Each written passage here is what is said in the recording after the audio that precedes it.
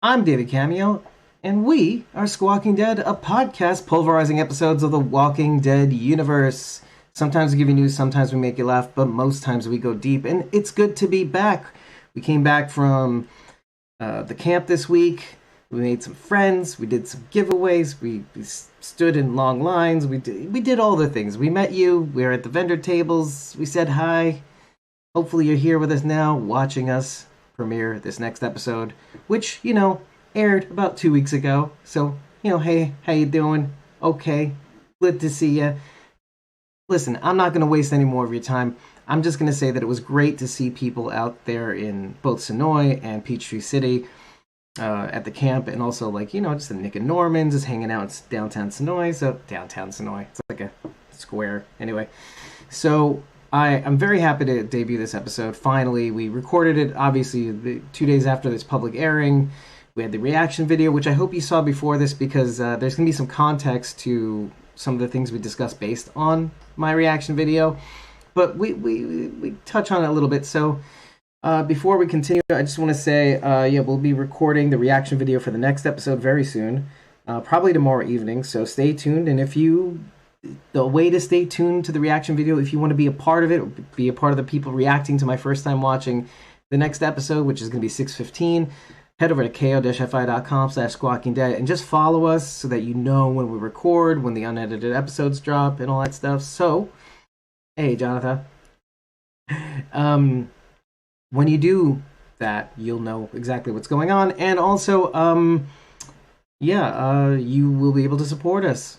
And actually, if you support us during this stream, obviously, your message will come up actually during the stream and stay there forever on Facebook, YouTube, Instagram, wherever this video premieres. So without further ado, this is going to be a bit of a long one because I didn't have time to actually shorten it, at least the video part. I will be shortening it in time for the audio podcast. So if you prefer to listen to the shortened version, the concatenated version, give this video a like, as usual.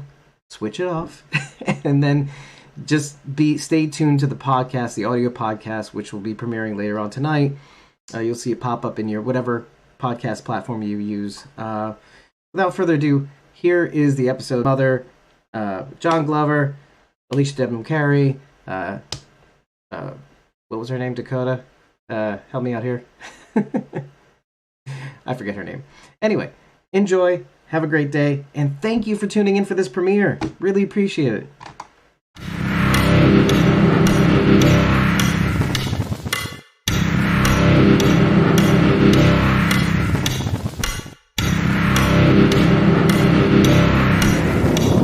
We're dealing with somebody else now. We are Squawking Dead, a podcast pulverizing episodes of the Walking Dead universe. Sometimes we give you news, sometimes we make you laugh, but most times we go deep. Today's episode, we're discussing Fear the Walking Dead's 14th episode of Season 6, entitled Mother. John Glover, Mother, Blood, Mother. Mother. And Mother. Obviously Alicia, we got some Dakota. We got no Morgan saying Dakota and Alicia. So I got some pretty heavy Norman Bates vibes in the beginning of the episode. Mama's boy, mother, all of that. And then we see Mother. And I'm like, oh yeah, totally. I'm going to say something that I know Sharon's going to agree with me on. Alicia's makeup was so good this episode. They made her look so tired. You could just see the exhaustion in her face, even the way she delivered her lines. It was like she was having trouble even just getting the words out. For people who don't know, Rachel has a makeup background. She has an effects artist background, but she's also a cosmetologist. She knows this stuff. Is there anything that you could point out that you thought technically was pretty cool? Like something that they did with her makeup that in particular that made it stand out? Yeah, this might sound really weird to most people, but anyone who does makeup, it's going to make total sense. The color that they picked was really good. I've seen in other shows and movies where they just try to slap on some red underneath the eyes to make them look tired, and it's like, oh yeah, oh, some red eyeliner, yeah. That's a shortcut, yeah. It is. It's a cop-out and it's a shortcut, and they didn't do that this time. I mean, the color that they picked for her eyes looked tired and sunken in. They weren't purpley, so they didn't look like bruises or anything. I mean, it looked natural. It really looked like Alicia Debnam Carey hadn't slept for a month. Those BTS photos, though, too, didn't help matters either, because it looked like, oh, she was going method. Oh, I haven't slept in days. You know what I mean? Like Yeah. that. She was like, oh, Yeah. I'm constantly reclining. Which is not fair, because she looks too good for that. It's like, hi, I'm just tired. Right? With like, With and her then giving you like the smoky Betty eye. Boop eyes, like, Her you know, gorgeous smoky eye. do you even know what you're doing to 60% of the men and 40% of the women?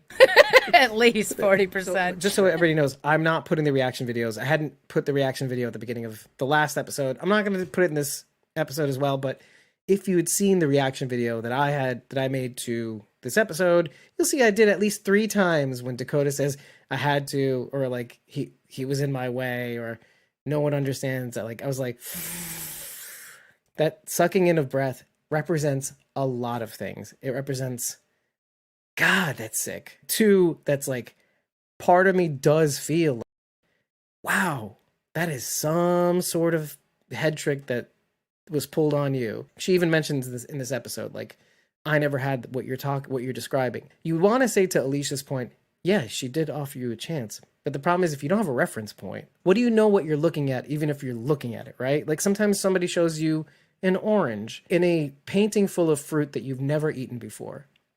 And you're like, that's an orange. And you're pointing generally in the area of the fruit. And then when somebody shows you the picture again, it's like, that's the orange, right? It's like, no, you're pointing to grapes, you fucking dummy.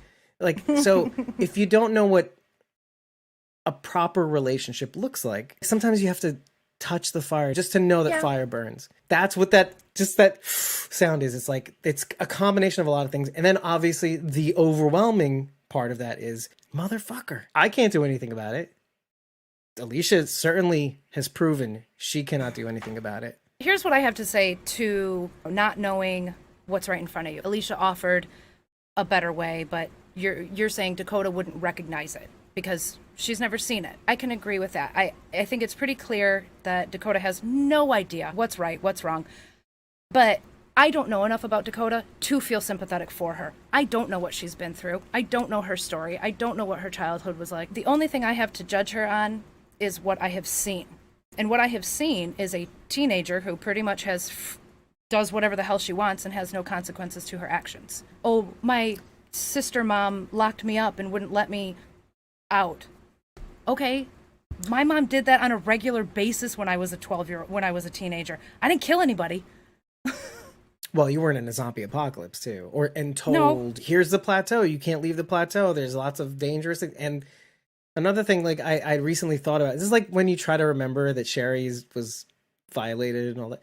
There's like another thing that I remember is that like she literally is the only kid in a world of shitty adults. The primary shitty adult being her mother, like seeing the worst example in what you find out later is your mother, which makes it, I think, in a weird way worse. Like when you find out that the worst person in the world was your mother, and not your sister, but your mother, the person who's supposed to be the prime example. And yet I saw once in this episode, and it's really like, there's so many little things, and this is just one of them that I'm going to touch on right now.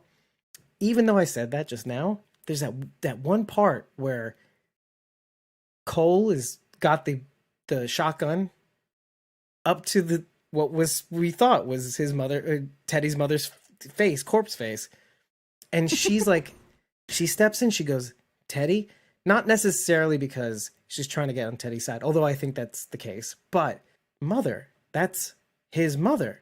That's my mother. I think you said this on the episode just after the door, which is called Things Left to Do. At the end, Ginny dies.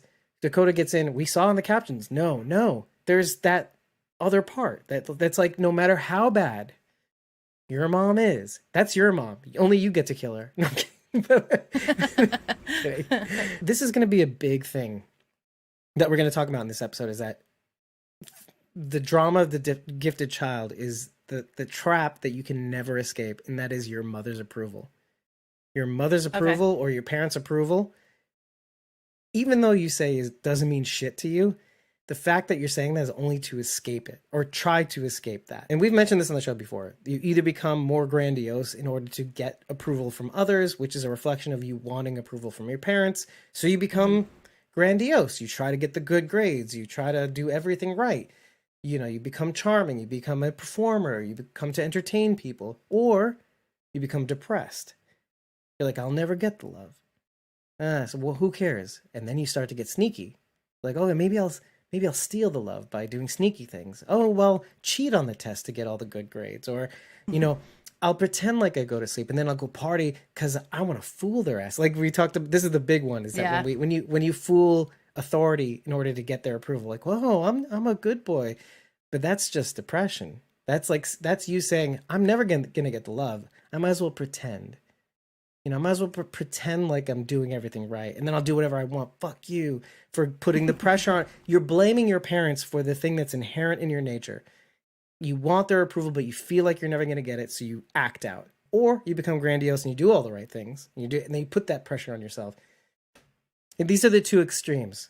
Negative attention from your parents is still attention. For kids who don't get attention at all, they will act out, because even getting yelled at means they're paying attention to me. Yeah. But the principle is true, is that whatever you decide to become, or your brain decides to act on, it's all in the name of you trying to get approval from your parents. And I feel like I need to apologize to both you and the audience and everybody. Like, when I try to verbalize why I don't want Dakota to die, it's not just because she's a kid. I'm not the best at always expressing myself. Really, I'm not. I talk a lot. And I bullshit a lot. And sometimes I go, moo. So like you kind of get the impression of what I'm trying to say. But sometimes I don't verbalize it. Part of that is recognizing that in an ocean of corrupt adults, her mother being the worst, it's hard to judge her in some senses. But then also trying to fight for some sort of freedom in order to find out what a good relationship is supposed to be like. When I see a child that was deprived of what could have been a bare minimum of a good upbringing, like maybe she doesn't know that part of that upbringing was to protect her. Like, okay, well, I'm protecting from walkers, you ungrateful piece of shit.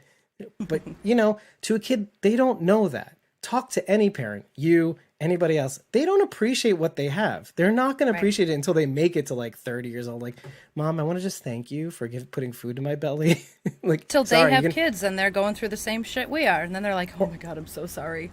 Or even like the moment they have to take responsibility for themselves, right? Like any responsibility. Oh, I have to hold a paper route. Like, I don't know. I'm just thinking, oh, what are we in the 70s? Or like, no, the second they have to like make money and then to pay for the things that they want rather than rely on you. Or, okay, thinking about renting an apartment and then realizing that's not going to happen without money.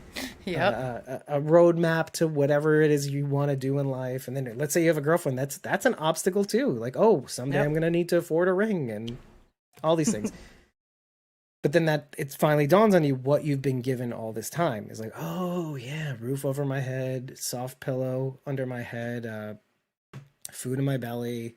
Even if it's not even a lot, like you're like, at least I had that. To tell a kid who's been living in the zombie apocalypse among no other kids, among adults primarily, to appreciate what she has. And meanwhile, she's watching shitty people do shitty things. And, monkey see, monkey do in some senses. But in other senses, it's like, I can't live like this anymore. All of that feeling, like, and there's more, obviously, that I can't quite express. But, like, all of that goes in the... Like, oh, I don't know what to do about this. It sucks. Like, she's like a walking tornado. Like, everywhere she goes, she is fucking shit up. And I can see it in her face, like, I just want to do right. Knocks over a bunch of things. Like, she's like the drunk that stumbles into your party and ruins it. See, I don't think she wants to do right. She wants to do whatever she wants, and she doesn't want anybody to tell her not to. And guess who's doing that for her? Teddy. Okay, so you're pointing out what she says she wants versus what she wants to do. I'm not 100% convinced because, again, we haven't seen it. We're only taking Dakota's word that her life was so terrible. Really? Is there an example of what was so terrible? Because I didn't see anything terrible done to her other than Ginny trying to keep her in the house. You're right about one thing, is that we don't know the drama and the details with regards to specifically to Ginny and Dakota necessarily. And this is the trick, though. This is the trick that they are trying to pull on us. Even pre-apocalypse, we have no idea what the upbringing was like. Well, yeah. What I'm thinking is all the show has ever shown us, and on purpose, is, and particularly in the key, Dakota's just going, well, I don't know. I'm just Dakota. I'm just walking around here with my shoulders up like, Because the show wants you to see that. Meanwhile, you know that she was the one who killed Cameron. There's what you see and what you know to be true. I'm having a hard time reconciling those things because what have we been finding ourselves saying lately? Seeing is believing. There's a part of you when your mind sees something that's so complex and nuanced, it wants to start pointing fingers because I have no time for this. Like, so of course, hashtag Dakota, hashtag fuck Dakota. And that's something the writer should take into account. If this were real life, it'd be different. Well, that's where I'm living right now. Is like, this is why it's so, but this is why I love it, is because I get to live here in pain and misery. And I get to stew in these juices and enjoy being in the hot tub with all this shit in it. Like, I'm like Bugs Bunny in the cannibal pot. And I'm stewing with all the carrots and the little parsnips and turnips that they put in the pot. I'm like, yeah, this is right. This is right. But I know eventually the cannibals are going to want to eat me at some point. And so I have to get out at some point. Yeah. So that's where I'm living right now. I'm enjoying it while it lasts. But at some point, a resolution has to be made. I watch it from a viewer point of view. I'm watching a show. If this were real life, obviously Dakota would need years of therapy. I mean, people are just going to kill her in the real world. You get a child like that help, obviously. But we're not living in the real world. This is the zombie apocalypse. We don't have any therapists. Kill the bitch. Who? Who kills the bitch? She's not getting any better. Charlie. Charlie kills her. Charlie's going to kill her. Where's Charlie? In the next episode? No. In the next episode. Or the last episode. I have to make a claim. I know that I said to you in private, obviously, and some of you others who I talked to about this, I'm like, God, she can't be playing a long con, blah, blah, blah, because this happens. She's so convincing. She pulls a gun on Charlie. But that's, honestly, after watching this obsessively so many times, I'm really starting to think, and there's some spots where you start to see that I think she's long conning it. And you guys are going to be upset with me because that would mean we have to entertain the world in which Dakota is just trying to save the day. And listen, you might get what you want because she may die in the pursuit. Yeah. That's how committed she is. Yeah. So that's fine with me. I'm trying to give you the silver lining up front so you can possibly hear the rest of it. Yeah. Sharon and I had almost the same exact conversation. We both said, yeah, for sure. Maybe it's a long con. Personally, I hope it's not. I don't think it is, and I hope it's not. She's finally getting the attention that she's always wanted, so I do think she's drinking the Kool-Aid too. However, if I'm wrong and this is a long con, fine, cool, save the day. It still doesn't make up for what you did. Sorry. You see this on many shows, right? Sometimes it makes sense to get rid of complicated characters. Characters that are so messy in narrative, like, okay, they've done this. Oh, like Merle. Let's just say Merle. Even though he was on his upswing, for the most part, dying for certain causes, for his brother, for this peace, for whatever it is going to be, his future or his brother's future is going to be. Mm-hmm. Like, still complicated. Like, he's done shitty things. He is kind of a shitty person. So it's hard. It's hard to kind of wrestle with a world in which this guy can continue to exist. It's the same thing with Negan to a certain extent. How long can you possibly keep somebody that's so complicated and so nuanced in this world? And maybe in some respects with TWD, the fact that he's still in it makes it interesting, makes people upset enough. Some people upset enough to be like, oh, I want that motherfucker to die. But also like, I don't want that motherfucker to die because there's something about somebody that's so complicated that walks around potentially causing chaos, maybe going back to the way he was. You want a little of that chaos, that little like question mark. Like, what's going to happen next? Is he going to punch her in the face? Is he not? At least in Negan's case, he was held responsible. He did serve punishment. There was some sort of consequence for what he did. That hasn't happened for other people. Right. And this is kind of my point. Like, it makes sense that I still don't like him, though. Well, I mean, there's a lot of things you could say about Negan, right? Like, you could say, I like that he's on the show, but I don't like him as a person, right? You could say that. I love Jeffrey Dean Morgan. And this is what I said in that Reddit Dean post. Reddit Dean Morgan post. What I said to the Redditor was, yeah, I don't like what he did to Spencer. This is to the Spencer question. What he did was not justified. Right? I understood it. but it was still cold-blooded murder. Like, I get why he did it according to him and his point of view and Sure, trying to yeah. understand the character. But it was still a bad thing. Like, and he Yeah. was still like, even if you didn't like Spencer, it's still murder. Like, Yeah. you don't get to kill people because you don't like them. I mean, in with the armchair, if you're an armchair murderer, you can do whatever you Yeah. want. Yeah. But Negan killed Spencer because he would have been a threat. Negan killed Spencer for the same reason the CRM took out the campus colony. They would have been a threat. Right. And that's right, but that's scary, right? That's like, but who else will they think of as a threat? Right? Yeah, exactly. Yeah. Which is the point, sort of. Like, campus colony I don't get. Sometimes like, okay, you get it, but you don't want to get it. Like, it's too much. It's too much to wrap your head around. It's like, who are you? Most of the world is dead. Who are you proving it to? Because they're thriving, they should be Right. executed. Okay. Right. It's not even to show other people. It's really just to say, nah, just us. We're the light. You're not. Yep. We don't want you getting bigger than us. Yeah. But that wasn't Negan's reasoning to kill. Spencer was like, don't you guys get the same idea? That's now we're making an example of like, you're useless to me. And I'm going to show you other people that like when you try to be a useless weasel, see, like at least Gregory gets shit done. Gregory knows how to motivate people. You are just trying to save your own skin. Nobody here respects you. At least at Hilltop, everybody respected Gregory enough to follow the rules. Did they, or did they respect Jesus? But that's the thing. When you are a first mover, when you are the guy that, this is always the Hilltop rule. There's always the guy in charge, and then there's the real guy in charge. And the real guy in charge really got things done. The second Jesus took on a authority figure role, he shit the bed. He kept going off, fucking Aaron and fighting Aaron, whatever he does with Aaron. Having foreplay sessions. Yeah, exactly. With Aaron. And who was running it? Tara. Tara at the time. Exactly. Yeah, because Maggie was with Georgie. That's the Hilltop leader rule. You don't think that storyline's been played out? Well, A long con. I don't think so. There is a part of me that is kind of like, well, it might as well be that she's falling in with them. Because it does go back to my point. That's where I'm at. The first point I was trying to make with when it comes to parental approval. Like, now she's an orphan. Now she's a ward of the state. Who is my mother if not my mother, right?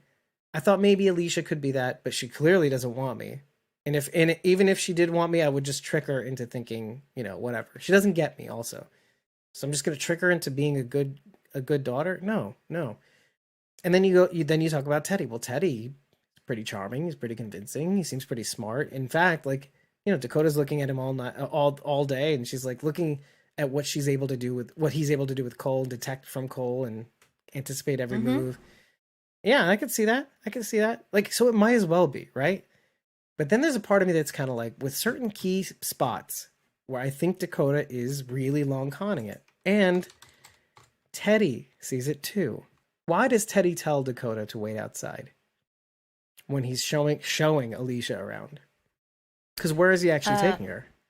Well, he's taking Alicia to the holding vault. Yeah, the vault. The reason I think Teddy told Dakota to wait, he wants Dakota to feel a certain way. He wants to show Alicia a little bit more attention right now and create jealousy in Dakota. This is a tactic. Answer. Like Riley. It's a tactic. He's giving Alicia the attention that he knows Dakota wants, so she's going to get more jealous, and she's going to, kind of like what you said earlier, want to prove herself even more. Like, look at me. That's what he's doing. Look, I was thinking he was doing that but that's a monster of an answer. That's a beast of an answer. I love it. I was thinking just like, okay, Mom, can I tell you my answer? I thought, no, F minus. No. F minus. I thought it was just because, like, okay, if I keep her outside, she's not going to interfere or be a problem because maybe she won't understand why I'm putting Alicia in a vault. Or maybe I don't trust her all the way. Like, even though you see acts of fealty, at one point during the live watch, I'm like, is this one of those Teddy ain't no dummy kind of situations? Because everything he's doing, everything he's done throughout this episode was purposeful. And like, holy shit, walking between the raindrops, just can't do wrong. he's got such swag. There's a part of me, obviously, that's like, fuck this guy, take this guy out. But then there's another part of me that's like, I'm seriously impressed. I'm just super impressed. I cannot help it. Part of me actually kind of wants him to win in a weird way. Like, I think he deserves it. I think, if there's an award for just smartest man in the room, Teddy, how? Yeah. Right. Remember what we said about conditions? Sometimes the conditions are just right so that obviously we were talking about why couples that love each other so much break up. But listen, it could apply to serial killers too. If the conditions are just right, just the freeway is open. Take the open road, man. You got this. Love and serial killers. That should be a show. See, that's your documentary.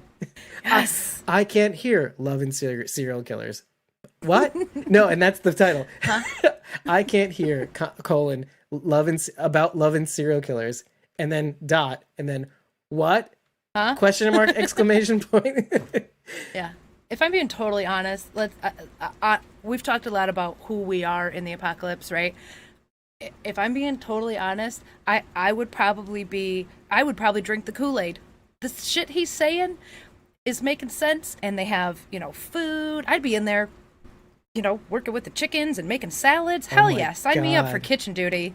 In some ways, I don't hate me for saying this, but like if I just put your face on top of Dakota's, because you're a pretty tough gal with the shotgun. Listen, don't think about Dakota's past and what she did. I'm just saying right in that moment with the shotgun, and like I said, it's a toy shotgun, but like I could see Rachel doing that. Like, where do you want her, boss? Like, just, mouthing off like, what? I'm a real ender. I was going to say Riley, but then like, no, you're not dumb.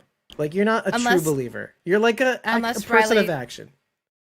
Unless he turns out to be a double agent, like I think. Do you really think, though? Do you? I do. I do still. Oh, okay. I do still. I was expecting an episode that was going to paint Riley in a really bad light, because we needed something that just squashed any idea that he was on our side. And this was it. This was that episode. So I was ready for it. My opinion of Riley has not changed. What you're saying is you wanted that definitive, like, oh yeah, no, he's not with anybody else. So yeah, that's what I was expecting. But that's not how you're supposed to find it. You're supposed to find evidence to prove your theory. A negative does not make a proof make, because now you're still going off of suspicion. Like, okay, maybe. I'm thinking more like the showrunners. Like how would we throw our viewers for a loop? Well, we're gonna make it look like Riley is really on Teddy's side. Oh, okay. He's gonna shove a gun in Alicia's face. Okay. Yeah, he's gonna shove a gun in Alicia's face. He's gonna, we're gonna make the viewers think that Riley really wants to kill Alicia, and that's what we saw.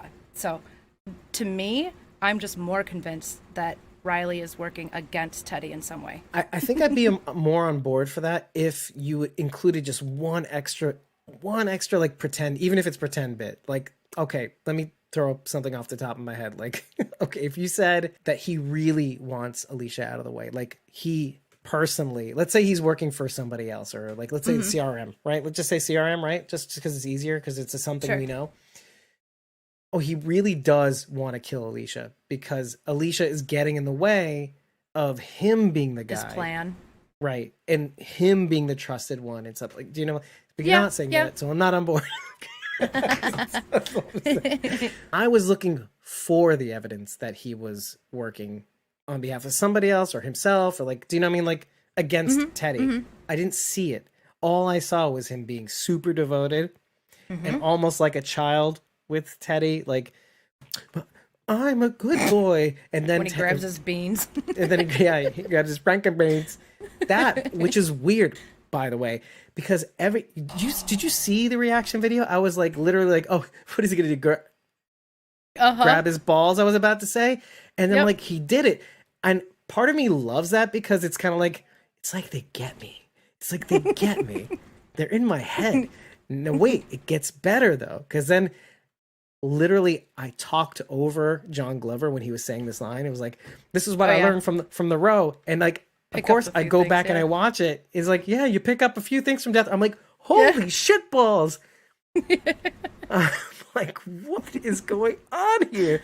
But like, but it goes to like what I was initially saying about what Chambliss and Goldberg were saying about how It goes to like Teddy's childlike nature, right?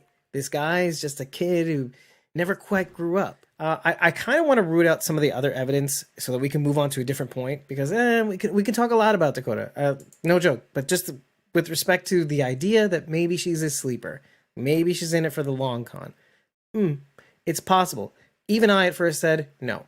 I'm like, no, she pissed me off. This is the thing that always gets me, and this is something that I feel like sometimes when we're in it, we forget, because this is what happens to us. We get so pissed off. 3 times I went like that, right? And then like, okay, I take a day or two. We took 2 days to kind of review, 2 more days to review everything and to kind of gather our strength and our evidence and stuff like that.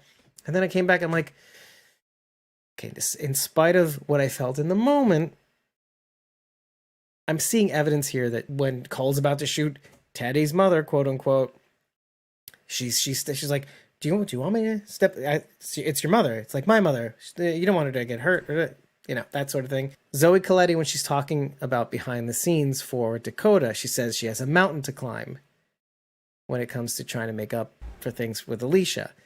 She doesn't even allude to her not climbing that mountain or refusing to climb that mountain even after this episode's over, because they show these behind the scenes after the episode's over.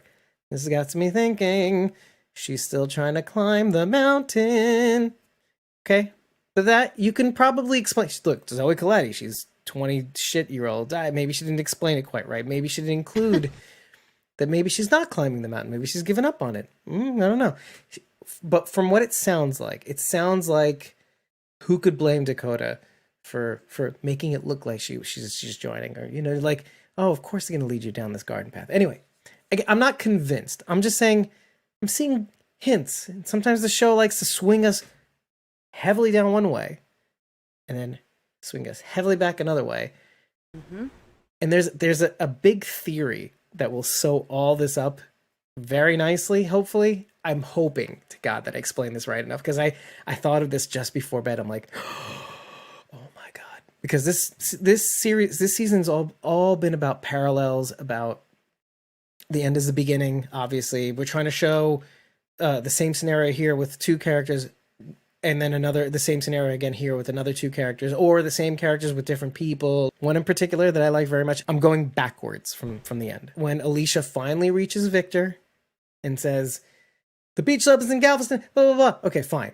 Dakota, in the same breath, just after, says, oh, it's Victor. As you heard earlier from Cole, he's just going to try to go the furthest away as fast as he can. She makes sure to use the same exact words Cole uses, because she sees Teddy. She sees that he's very, very clever, very observant, very careful to pick up on all the hints so that he can make a clever Teddy determination of what's going on here. She knows Teddy's no dummy. I think she's thinking a few steps ahead. Exact same words. Victor's going to go as far away as possible. Cole knows it. Cole obviously knew the gang beforehand. Why would he lie? Cole's obviously a very pissed off individual. Of course Victor's like that. That was my strongest bit of evidence, by the way. That was probably the one and only time I actually agreed with Dakota in this episode. Her take on Victor. Yeah, he probably would try and hightail it as fast as he can. Not to say that's what she thinks, but I feel like that she's just saying, oh, don't worry about Victor. Let's assume that she wants to be the long con kind of person trying to save the day. Of course she's going to say that. She wants Victor to save the day in a way. Like, she needs all the help that she can get. She's a little piece of shit. She knows it too. Yeah. If she's playing the long game. Like Charlie. I see what you're saying. If she's playing the long con. I don't right. personally think she is. I think she's just a little shit. But yeah, if she is playing a long con, that would be something you'd want to put out there. Like, oh, don't worry about Victor. He's just out for himself. Just like Cole said earlier, because she's using the same words. Sure, like, sure. Yeah. He'd want to get as far away as possible. I don't blame him. I don't know if Teddy was necessarily listening during that scene, because he was supposed to be looking for a signal. He's listening to everything. But actually, what I took away from that scene wasn't even what Dakota said. It was what Alicia said when she heard Strand on the radio. The first thing she says, "Can I trust you?" That's a good question, Alicia. Mm-hmm. Yeah. Start with that one. It almost feels redundant, too. Because if you have to ask the question, then obviously you already know the answer. Yeah. But we already know. We knew even before the episode came up that in the sneak peeks to the next episode, you see Victor and Morgan and all these people just outside the sub. So we know that Alicia can trust Victor. So then what does that say about what Dakota does? Dakota knew enough about Victor and knew that Victor initially wanted to bring her back to Virginia. Dakota has some goods on Victor, on what kind of person he is.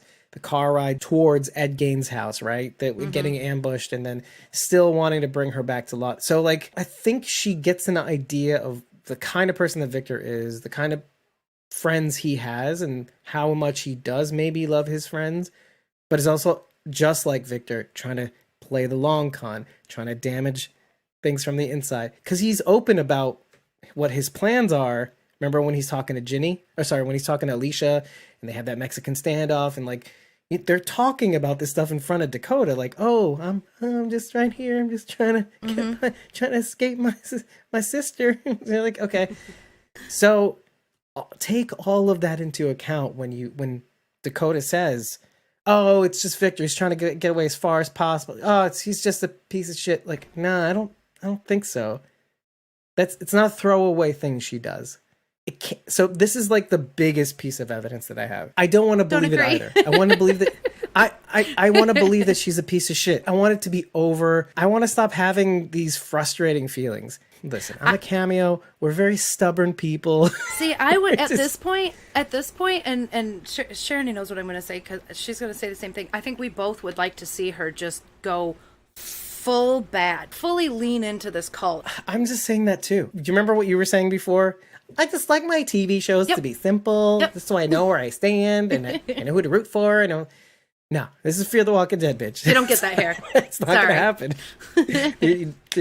You watched season 4, Charlie, and you're like, it's simple. Yeah, fuck Charlie, right? And now it's not so simple, right?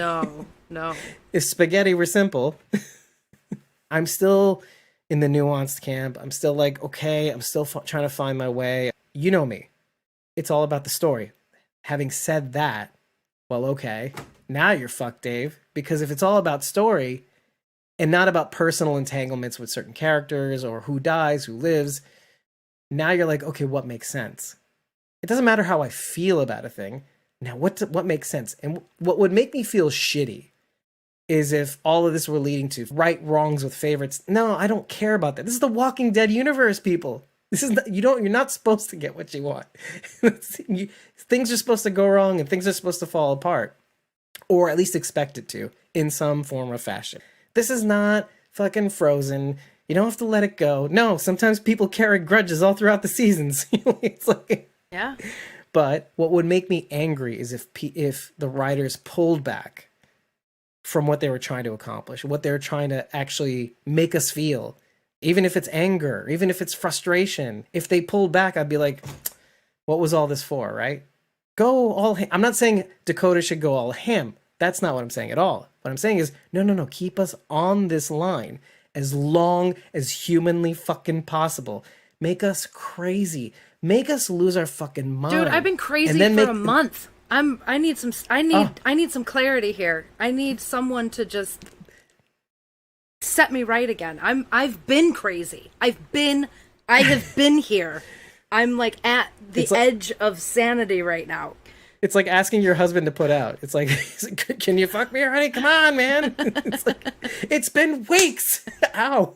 That's never a problem in this house. Whoops. Sorry, no. Evelyn. Every week you're like, okay, all right, okay, come on. And then you get to the end of the episode and you're like, fuck, no.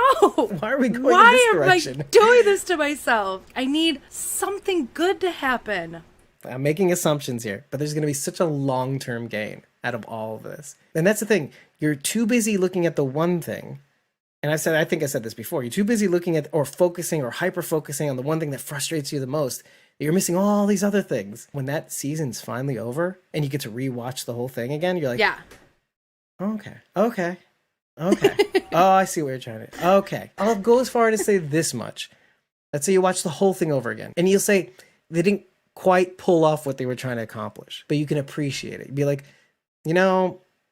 I get it. Yeah. I get what they're trying to do here. I appreciate the narrative they were trying to construct and build up. And like, even if they couldn't pull it off quite right, they've gone so much further than seasons 4 and 5 combined. And to the point where they've used season 4 and 5 in order to accomplish that goal. So I'm okay. And I will be okay once I get to watch the season. And I never watch the season over again, but I will this time. It's so funny you said that. I will. Just a few weeks ago, I told Charity, I'm like, I can't wait for this season to be over with just so I can go back and watch it again, knowing I actually get an ending. Because sometimes the details are fuzzy, but the details are going to matter. Yeah. In order to get the whole breadth of what they're trying to do. Because obviously, it's all pieces of a puzzle. Yeah. Watching these episodes back to back to back to back is gonna be awesome. I'm excited to binge this season. I probably still won't have time. Just to spite everybody. Oh, you want us to join this watch party? No, Dave. No, Dave has got to do a thing. Why are you referring to yourself in the third person? Dave is tired. Dave is busy. Dave is checked out. I keep referring to her in my notes as Dakota is the breaker of the loop, of the pattern. Why do I say that? Because I have a theory about who this woman is that he picks up. In the newspaper clippings, they never did find the body of Teddy's last victim. We know that John planted the evidence, but we don't have definitive proof that Teddy actually killed the last person at all. Okay. Mm-hmm. What if this person that he found, he buried himself? What if this person was just like Alicia? Part of his plan. That's why he refers to her as mother. He doesn't say he lied. He said, I showed you the truth. She was the mother. She was mother. What does it mean? Not his literal mother. He's referring to Alicia just like mother, right? You are the mother of humanity. You are the beginning. You're Gaia. You're going to guide our people through this. That person that he picked up from that mausoleum, I guess it was an outdoor mausoleum or whatever. I don't know what it's called. Maybe I'm wrong. That was the previous Alicia from 30 years ago. 35 years ago. Obviously, she didn't work out. 30 years ago, he didn't have a nuke to kill all these people. Another newspaper clipping says he was caught trying to... Oh, on the military base, yeah. Right. Yeah. What was he trying to do? Do they keep nukes on military bases? I don't fucking know, but you get the idea. I thought they'd be kept in a little bit starting more to add up. secure area, but... Well, everybody seems to know, even up to the point of the apocalypse, what this guy was thinking. Like, they have the goods on him. He's been there for 30 years. These COs, wardens come and go. They all get the profiles on every single... Because, like, there's not that many people in death row. And they're going to be these installments that you see every day, and you're going to have to interact with them every day.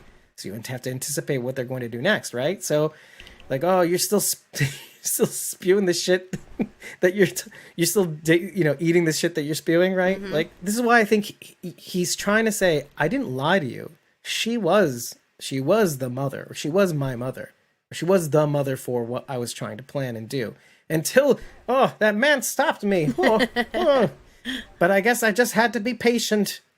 So, okay, yeah, it makes sense though. It does. Because Teddy doesn't.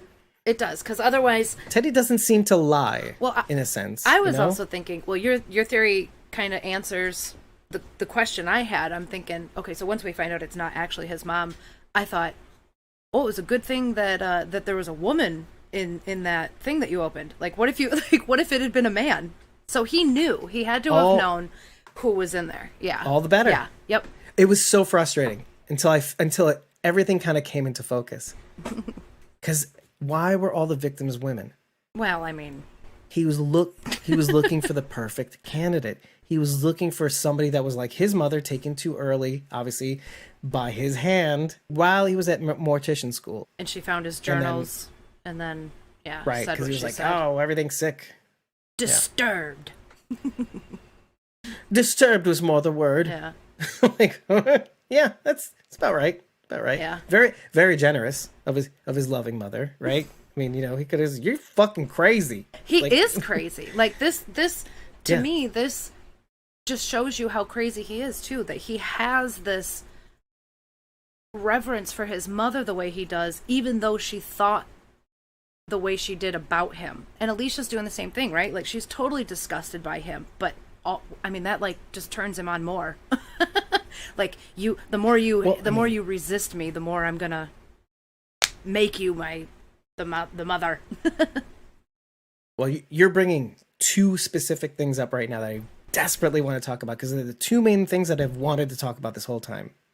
One is that what we're trying to touch on before, the idea of the drama of the gifted child, aka egotistic narcissism, right? As a result of us trying to gain favor with our parents, or act in life as if we're trying to gain favor from our parents, aka, but also our family, friends, etc., to varying degrees, we want their approval. We can't help it.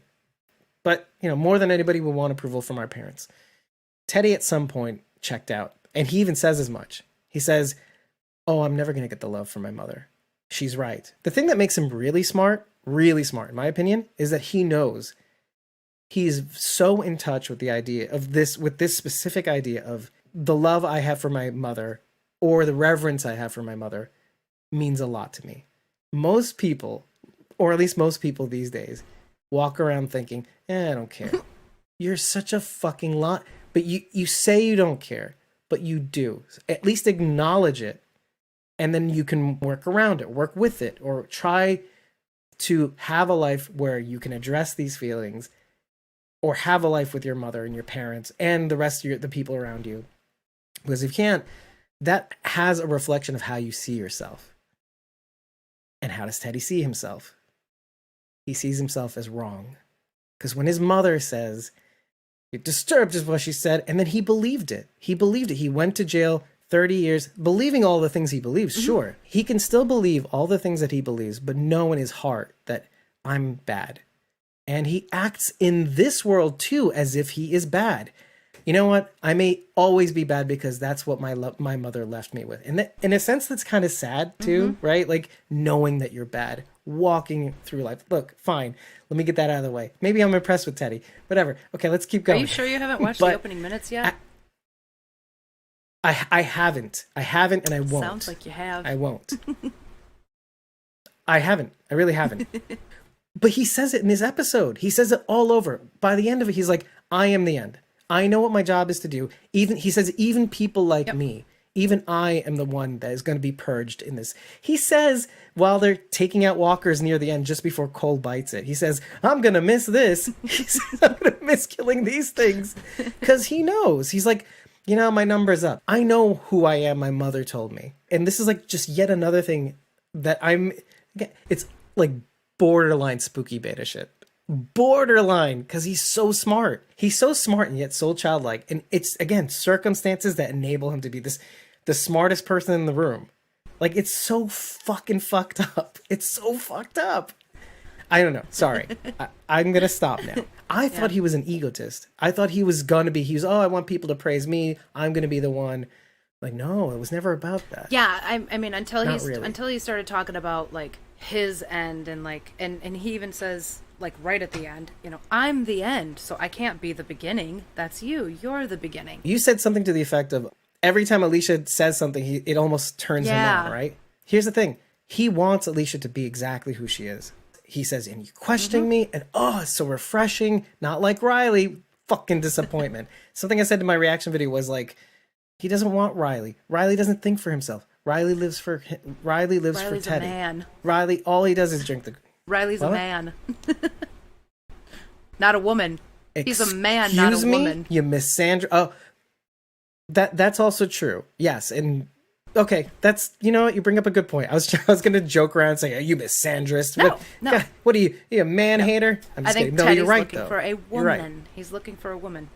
To be the mother, to be Gaia, more than anything else, right? And maybe there's a little bit of that, like, sexual... even though Freud, by the way, has been debunked, but Freud talks about, like, the, wanting to, be with somebody that's like your mother, that sort of thing. The Oedipus complex? Yeah, yeah, exactly. Every bit of who you are. Oh, it's because your mother did this, or it's not just wanting to be with somebody like your mother. It's your relationship with your mother. Oh, it's because your mother did this and that. Anyway, I think it's more than just that, though. Teddy, from the very beginning, every time Alicia did herself, got in his face, said, "I don't think you want to know the answer." He's like, no, no, no. You're not, you don't, he, a couple times in this episode, he goes like, "You don't even know what I'm setting out to do. You don't know what I'm trying to do." That's exactly the answer I wanted. I wanted you to keep fighting me. I need you to keep fighting me. That's why you're like my mother. My mother knew. She may have had some compassion for me, but she knew right from wrong. And I think getting to know Madison through, and this is going to sound ancillary, but getting to know Madison through her daughter made it that much, seal the deal that much more. Seeing how, oh, your mother saved Cole and all his people. And yet the moment things started to go south, they turned bad. Well, they should kill him. You know what we do how to fix that, Alicia? We get rid of him. we get rid of him. I wanted to hate Teddy so much, but this episode just kind of made me love Teddy more. He's just so funny. He's so funny. Oh my god. And it's not as though he's so comical about it in the process, but it's so, I mean, if you're not in the moment and you're not Alicia, like, of course you can appreciate it. All he's trying to do is push Alicia's buttons. He almost wants her, like, he wants her to fail. He wants her to fail, almost. Because, kill him! Just kill him! But he doesn't want her to kill him. He wants her to do exactly the opposite of what he's saying. This whole show, he's saying exactly what he wants her to do. Yeah, do the opposite. That's what I want you to do. I want you to do the exact opposite of what I'm telling you to do. I want you to not believe me. I want you to not think that every person is not worth saving. I want you to think, even to the point where, like, he says, up to the line where he says, where she says, finally, okay, you don't have to kill everybody. But sometimes, with some people, they're just a little too far gone. Maybe that guy. And that's where he got her. That's where he got her. Smile on his face when she says that, too. Ugh. Like, he's just trying to stifle it just a little bit, just enough to keep us guessing, right? Because all the way until the end, when he finally says, "Yeah, well, I don't want you. I don't want you to do exactly what I want you to do. I want you to do what you're the beginning." Yeah, of course. She was always going to be the hero, and that's what I wanted to talk about next. Because if you want to talk about parallels, you're talking about John Dory, both senior and junior. This guy's telling her, you're going to be the hero. You're the hero of this story. Oh, I'm not going to do what you want me to do. You're doing it already by saying you're not going to do what you want me to do. I'm obviously the bad guy. I know I'm the bad guy. You literally have no choice. Unless you do something so catastrophically evil, and killing me is not going to do it. Unless you press the nuke yourself, I will not believe you. You are the hero of this story. This makes me a little worried, because sometimes you and me both sometimes have this feeling, or inclination at the very least. Sometimes when somebody says you are something, you want to prove them wrong. Just on the face of him being such an asshole, what they're saying I am, that you want to prove him wrong. Yeah, of course. It's the inclination to do the exact opposite. Fuck you, I'm not exactly who you think I am. Even though you're probably right. You don't know me. But that bit, that sometimes it's strong, sometimes it's weak. Sometimes you know the situation enough to be like, fuck you, but you're right, but fuck you. Or sometimes, and this happens, you will go out of your way to punch that person in the face, or whatever it's going to be, like, show them that they're wrong, even though they're right anyway. But you'll still just fight tooth and nail, double down, just to say you're wrong because I hate you. And I'm worried about that Alicia, because we've seen that Alicia in some tiny iterations. In some, like, I'ma murder you, Mel. I'ma finish you, Walker Ennis. And I'm gonna get you, Naomi Laura June. no matter what, even if you weren't responsible for the stadium going down, you were there. You were with them. That's all I can think about. You were just with them. You smelled like them. You're dead. You're dead to me. Until what happened? Until Morgan got in the way. I did not stop your brother. I'm certainly going to stop you. Mm-hmm. Parallels. And it hit me like a ton of bricks. But here's the thing. I went back to starting to think, what happened to the first mother? What happened there? His actual mother? Well, no. The first Alicia. Oh. You know, the one that they picked up from the. So I was just trying to think of like what happened there. Did she disappoint him? Did she die of old age? What ended up happening? Maybe they found her in the end. I don't think they must not have. Maybe she changed her name and moved away. I don't know. I'm guessing he killed her and put her in there. That's why he knew where she was. I assumed he put her there. Maybe he's like, hide here, I'll be right back. And then he gets arrested and goes away. And she never came back. And she just died in the tomb. Teddy talks about his mother. How his mother discovers the journals, says he's crazy, going to take you to protective services, right? You're disturbed. And he kills her, right? Alicia's about to do the same thing. She's like, Cola's not the only one that I'm that deserves to die right now. Now that I know your plans. Mm-hmm. Now, had Dakota not stepped in, what would have happened? One could say, okay, Alicia would have killed Teddy. Maybe. Mm-hmm. We don't know. But it's very possible that Teddy would have done, again, patterns. Teddy would have done the same thing he did to his mother. Teddy would have killed Alicia. It's like, uh-oh, you're against me now. After I've just let you in, you're the beginning. The pattern would have repeated. Probably, maybe with the first Alicia, maybe with his mother again. The patterns repeat. Had Dakota not stepped in at that moment to stop Alicia, again, she broke the pattern that might have repeated a third time. Mother, replacement mother, Alicia had the gun on Teddy when Dakota cocked the... That's right. The shotgun on her. So how was Teddy gonna kill Alicia in that position? How's Teddy gonna kill Alicia when she's got a gun pointed at him? Listen, I don't know how he gets out of half the things he's been able to get out of barely kill a walker. Like, barely. He's like, this is fun. It's not to say that he can't. Like, no, I don't disagree with you, right? I don't disagree with you. I think he would have found a way to get Alicia if he wanted to, for real. He just doesn't seem prone to stopping. Riley would have gotten her with all those people around her anyway. So had Dakota not stepped in and broke the pattern, just like Alicia does in the beginning of this episode. Like, Alicia, this is so clever. But it's the smallest, dumbest thing. Even though I made fun of it. Like, you stopped eating your beans. And I go, brr. But like, that was what he was looking for. He was like, stop doing what we tell you. Stop doing what we tell you. And then the music will, and then the thing will stop looping. Do one thing differently. And that's how he was able to come in and say, this is why I chose you. That was his first sign. It's like, okay, she's not willing to play along. Everybody else seems to like the beans. They keep eating the beans. They're a follower. They're a Riley. Okay, fine. Cool.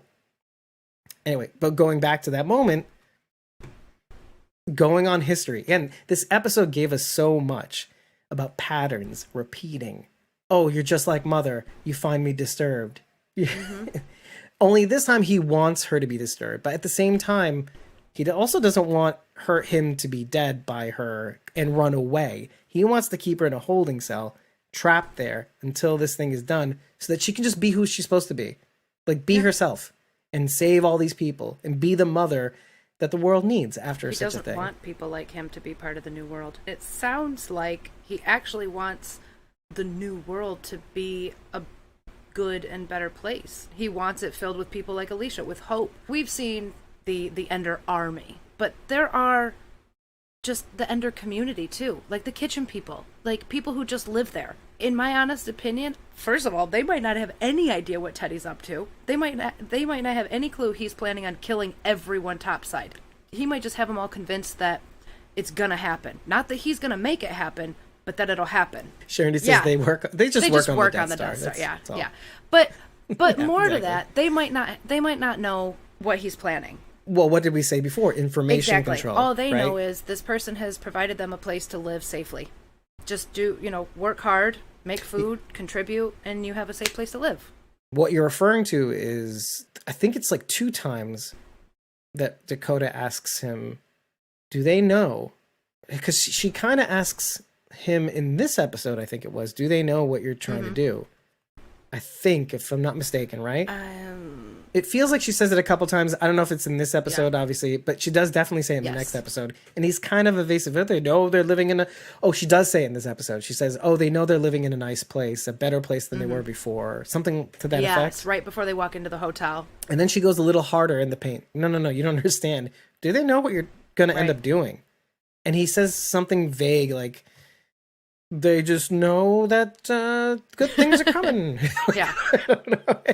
But which also goes to this childlike approach to the world. Because one of the things that you said that I wanted to latch onto was he does want to affect change. He wants to be the change he wants to see in the world. Even if that means part of doing that is to commit malice. Doing the wrong thing for the right reasons. Ooh, that gross reflection of John Dory. Oh, both Dories. John Dory. And this is going to be the clincher, I think, for Dakota in trying to understand herself. If we're, in fact, either way, one way or the other, this is like the Camus question, right? This is the nihilist's dilemma. You've read Albert Camus, right? The Stranger. The idea is, once you know who you are, you embrace it. Because you only have one life to live. Even if it means you're the villain, you're the villain. If it means you're the antagonist, you're the antagonist. You lean in. If you're the good guy, just be real and be the good guy and do what you're supposed to do. You only get one life, and after that, it's over. So this is Dakota's dilemma. This is Dakota's dilemma part 2, is in trying to get to know Teddy. She is trying to see a reflection of herself in him. Because what you see in Teddy is the same philosophy, that it doesn't really matter. I'm trying to affect change in the world, and if it means I need to be this in order to affect that change, just like Dakota, if I need to be this person to get the thing that I want, then I'm going to be this person come hell or high water, because that's all that matters. All that matters. This is psychopath. And it suddenly fucking occurred to me that, like, in a sense, Dakota does this weird thing where, on the one hand, she'll say, I really need to make up for this. The people at the dam are suffering. They think they know what's going on, but they don't. Things are worse with them than you know. She does express this genuine sense of, they're walking around thinking that they have all the information, but we're here right now and they don't. And it's so much worse than they even know.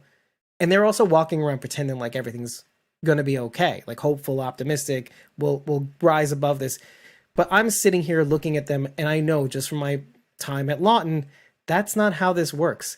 I know what it's like to make everybody else feel like they know which way is up, when really I know which, right? Isn't that the irony? Is that, like, even if these people are great and they're not the people at Lawton, but it's still bad when you try to pretend, everybody tries to pretend like they know which way is up and they really don't. And she's concerned. She's seeing that. She's expressing that to Alicia. This is what gives me, I have chills right now because I hate this feeling, this complicated fucking feeling. It's annoying. Dakota doesn't get to me that much. Everything she says goes in one ear and out the other. I don't believe a word she says. I don't think she's genuine. I think it's all to her own benefit. Listen, I don't blame you for doing what I do. I don't blame you at all. I am frustrated. My blood pressure is up. I have goosebumps. My nipples are hard. What is going on? Okay. I'm like, I don't know if I'm lactating or passing gas. I don't know what's going on. What end is talking right now? Anyway, so what I'm trying to say is, let's go to the next part where I say, look, after seeing this clear concern, I get it. I know I've been here before. Dakota's saying basically to Alicia, to like her going, I don't give a shit. I don't give a shit about what you're saying, Dakota. Just like Teddy, right? Talk about reflections. And yet she's so ready to kind of give him a bit of a chance until she figures out what he's trying to do. But on the other hand, she does this thing, and she does this throughout the episode a couple times here and there. She goes, But yeah, just like you're just like me. You know who needs to die. You know what it takes to get that thing. You know what it means when somebody just has to go. And the sad part is, it's fucking infuriating, right? You do the, but then on the other hand, once that feeling is over and you've watched the episode like 2 or 3 more times because it doesn't hit you immediately, you're kind of like, how do you know her? How do you know Alicia and that other Alicia that is probably still there? Because you do see a glimmer of her in this episode when it comes to Cole. She goes, and she doesn't want, the difference is that Alicia does not want to be that person. She does not want to be that person for many reasons. And yet she's made to be that person that has to make that choice to kill someone. It was her or him. If she didn't kill Cole, Cole was going to kill her. Honestly, at that point, it wouldn't even matter who was on the other end of my gun. If it was my life or theirs, 100%. Cole put her in that position, really. I'm wondering now, because of what Dakota says, even when you have to kill someone, it takes a toll on you. And actually, what's funny about that is that I think Ian and Andrew make mention of this. It does take a toll on her. It does affect her when she has to pull the trigger on Cole. Someone you know so much, which is why it's so crazy that both Dakota and Teddy are working against her. They're like pushing her buttons. Dakota in like, yeah, you're just like me, right? You know why you need to kill in that moment. You're like, you know why you're doing this. Like, obviously for Alicia, it's like, okay, this is the last resort self-defense. If he's going to kill me or anybody around me, I have to kill him. I have to kill him if he tries to kill Teddy, or I have to do my best not to kill him, but make sure, damn sure he doesn't kill somebody else. I mean, this is both Madison and Morgan too. This is Morgan. This is a lot of Morgan too. As frustrated as you are with Morgan, we want our baby Alicia to not kill, because we know what happens when she goes down that path. Well, I don't know if you care about that, but you and me, Rach, right? It's like, we don't want her to suffer. We want her to maintain that sense of a line between what's, I guess, right and wrong. Let's just say we like it when sometimes the people we love adhere to some sort of right so that we can be right, because we associate ourselves with them. We like our heroes. That's the difference between our good guys and our bad guys. We trust that our good guys are going to make the right decision, even if it means killing someone you used to know. I was so excited to see him I again. loved watching that episode with you, because when you saw Cole, I think one of the first things you said was something about him and Strand like seeing each other getting better, or something about him and or like near the something about him and Strand, yeah. and I'm going, is it over? Shit. It's so late. Oh shit. Well, that's why I said, I was like, so it's not too late? So you're saying there's a chance? Yeah. Like, do you know, like Dumb and Dumber? Yeah. But on the inside, I'm like, oh god, he has no idea. I'm dead. What's coming. I'm literally saying I'm dead inside. It's not happening. The decision was so smart to bring him back for me, because I was invested in Cole and Strand at the time, and like blah blah. So when they brought him back, I was just like, I cared. I know who Cole is. See, this is the thing. I'm in my own bubble, and I haven't really gotten many reactions to this to know if everybody else felt the way I did. I'm like, holy shit, it's Cole. Do people remember Cole? Half the people that were commenting on Twitter were like, oh, yeah, I guess June is a lot like Carol, right? Do you know what I mean? Like, did you watch season 4 even? Like, we said that when we first saw her. Like, yeah. And then, she's her own person. Yeah, Sharon and I watched the trailer. Cole was in the trailer for the next episode, and I'm like, really? Yeah. What? Oh, yeah. They did it again? Like, really? Are you fucking... See, you saw me. I was completely surprised. Isn't that what you want? AMC. Yes. AMC. Isn't that what you want people to have? Say it louder, fans. Say I want to be surprised. Surprise That's us. Right. We love the surprise us. Surprise us. For goodness sake, people. And you know what else they did? And I noticed this on like 5th watch. Like, they put Sebastian Sozi in the opening credits. Mistake. I missed it. The first 4 times, but they would have guessed. Cole? Yeah. Cole's back? Like, yeah, of course they would have guessed. I did not notice. Sharon said she noticed. I'm so glad I missed it. Yeah, and you're right, Sharon. He did look... Again, I think that was makeup, because I did see some of the scenes from season 4, I kind of went back and I looked. I think that's makeup, and I think that's intentional. And I think another point I wanted to make, that Cole was a reflection for Alicia as well. Cole is acting a lot like Alicia, trying to go after Naomi, Laura, June. Just determined, like, we got to get what's ours. We want all of it. I got to kill all of them. This is like Alicia without the Madison influence, Alicia without the Morgan influence too. But yeah, going down the same road, being the same person, yet diverging in a wood. I love playing with that. And then having this mother-father figure of like Doug and Viv, and you saw them. You're like looking at them, they're like, they even spoke up at one point. Finally, they said, Cole, we got what we need. We can just go, man. They're begging to be like they were at the Diamond. Once they see Alicia's face again, they know that it's possible. The impossible is possible. And yet, Cole is like, this is why we're still standing. And had Morgan not stopped Alicia, she would have been like Cole. No doubt. No hesitation killing Mel.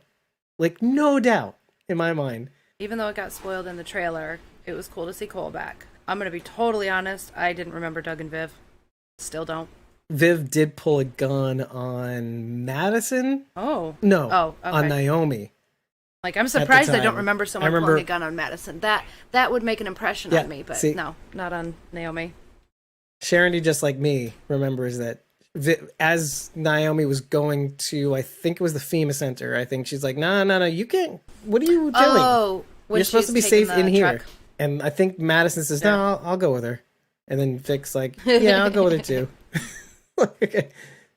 Make sure she's not full of shit. Let's keep going though, because did you appreciate the fact that I said, oh yeah, they were staying at motel number 4, the other place I said that the same Derek, thing. It was on Derek's mural. On my first watch. Yeah. Boom. High five. Clues. Right. Clues and maps. He said motel and I maps. went, number 4? It's all coming together now. Wow. I think they just assumed that everybody else had died from the herd. I just like the idea that they went looking for them too. We tried to look for survivors. Nobody was there. Again, reflection of these two people being basically the same, Alicia and Cole, which I can appreciate too. When Cole tells them to get on their knees, I noticed one small thing. And this is the stupidest tiny, again, I'm stupid. Before I say anything, I'm stupid. But maybe I'm not stupid, but I'm stupid. Well, the first thing you see is crisscross applesauce Teddy, right? Okay, get that out of the way. That was funny as fuck. Okay, with his little socks and sandals. Fine. But it was so distracting. I didn't notice how the others were sitting. All right, so both Alicia and Dakota are on their knees. And Dakota has this really odd pose. In contrast to Alicia's pose. Alicia, representing her honesty, has her hands open in front of her as she's kneeling down, saying, this is what you get. I'm Alicia. Dakota has her hands behind her. And I thought that was poignant from a narrative perspective. And of course, crisscross applesauce, just, I'm a child walking through this universe. Nothing can touch me. I'm excited to die. Please shoot me. Riley will take care of business. Alicia will follow in suit and save everybody in the process. Dakota putting her hands behind her back. Again, you could take leaps with this evidence, or you can say you're stupid and you're reaching. But I thought it was kind of like, okay, with Dakota and Alicia both kind of on their knees and Dakota with her hands behind her back, it shows that Dakota's not showing all her cards. Dakota's not done being deceptive. Her hands aren't in front of her. Now, why wouldn't you show the person that's just about to kill you your hands?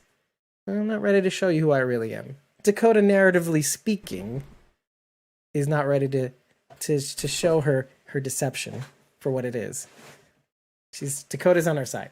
I know what I sound like. I sound like Brian Castrillo talking, and that's why Madison's coming back. I know that's how I sound. I know that you're not going to do that work. So I have to see everything because I know there's a blind spot when it comes. I'm where you are, but I have to be everywhere now because I have to be all these other people looking at this show being like, well, maybe maybe this, maybe that. I don't know. I mean, you've come out with some really good insights this episode already, but sometimes I have to just, when it comes to Dakota, are we all ready to say all the theories? Sharon is saying if they don't play Yellow Submarine next episode, I will be very disappointed. I agree. They have to change the lyrics. In the background music, but they, right? like, change it to like a minor key, so it's like creepy. Yeah. Oh, has somebody done it? The Gallagher brothers did this thing for a while called major to minor or minor to major. So where they take a major song, turn it to minor, minor to major. They're very clever musicians. Oh, very cool. And now I'm going to have to link to that in the blog, obviously. Moving on to Sharon D's other comments. So she says, if you watch when Alicia's talking to Teddy after he tells her about the sub, you can see Dakota behind her picking up the gun. And she holds it behind her back until she pulls it on Alicia. This is why I feel like I may be reaching here, but we have to put it out there because with these shows, specifically TW Universe, they're designed to keep you on your toes, to keep you surprised. They're going to lead you down hardcore down this one path, and all of a sudden they'll be like, oh, no, you weren't looking at all the signs. Because, of course, you're not. We didn't show them to you outright. That's why I'm not sold on the long con from Dakota, because that is what people would expect. She's talking about redemption, so she's gonna join Teddy and what? Yeah, I feel like it's too obvious. Eugene, Daniel, Strand, even Laura, Naomi to a certain extent. It's something that I did say in the reaction video. I was like, oh, that sounds very familiar. I need to make up for it. She literally said what two other people in Althea's video said in the middle of season, or the second half of season 5. It's like, I want to make up for it. Mm-hmm. I need to make up for it. It's two different people. And it's purposeful, right? It's supposed to make you think of season 5. Oh, wait, that sounds familiar. Oh, yeah, she's saying exactly what they were saying. So what makes her... Of course, fuck Dakota. But but that's the thing. Mm-hmm. Of course, fuck Dakota. But wait, these guys feel like they have to make up for shit too. So in some senses, is she different from these guys? Yes, because she killed John. It's supposed to confuse you. It's supposed to obfuscate exactly how you're supposed to feel. Look, it's working on me. It's not working on you. That's fine. No, I'm pretty firm on my Dakota opinions. But that's a problem, though. What's that? Don't you think? There's people like me that try to see through or try to find out where the narrative is going, and try to appreciate what they do, or trying to appreciate what they're trying to accomplish by doing it this way. But then there's people like you whom I trust more, by the way. I trust a person that trusts their feelings, right? You go into it, you feel how you're going to feel, and that's the right thing. That's, no matter what anybody says, that's right. Because sometimes I walk into it like being technical. Oh, I like the way they did this shot, like especially in the prison cell. So cool. Oh my God. The angles in the prison cell, so good. The color, the choice of color, right? Sharon D actually put some of the cinematography shots on there. Look, Teddy looking down the corridor, face with the diminishing perspective, and the red in the background, and the white in the foreground, and it's just playing with the color and the way they did. Anyways, but going back to but this is the problem though, is the disconnect between somebody like me and somebody like you. Like, if I'm seeing something and I'm seeing something that I'm appreciating what they're trying to do with these characters, make us crazy essentially. But you're seeing, but you're seeing it and you're like, no, not crazy at all. This is a bitch. This is a bitch. She needs to die. But that's real. The question I guess I have to ask myself is, is this all intentional? Is this supposed to grab certain people a certain way in order to hijack their mind? Which they do sometimes, right? They tell you, look, I may say that Dakota is going to be this sleeper person, and then I could be totally wrong, but then you can totally be wrong too, though. Yeah. Right? And that's the beauty of being surprised, which is so great, is that you're leading two of these factions, these extremes in thought, down a certain path, only to be captured completely differently with a path you never saw before, because that's how it was designed. I'm hoping that's the case, because I'm hoping I'm wrong. I'm so hoping you guys are wrong, because I think you want to be wrong in a way. Elaborate. It's kind of like you said, I don't want this shit to be complicated. I want this whole thing to have meant something. I want all of this pain to have meant something. So in that sense, I want your feelings at some point to be disrupted. Not wrong, but disrupted. And to be like, right,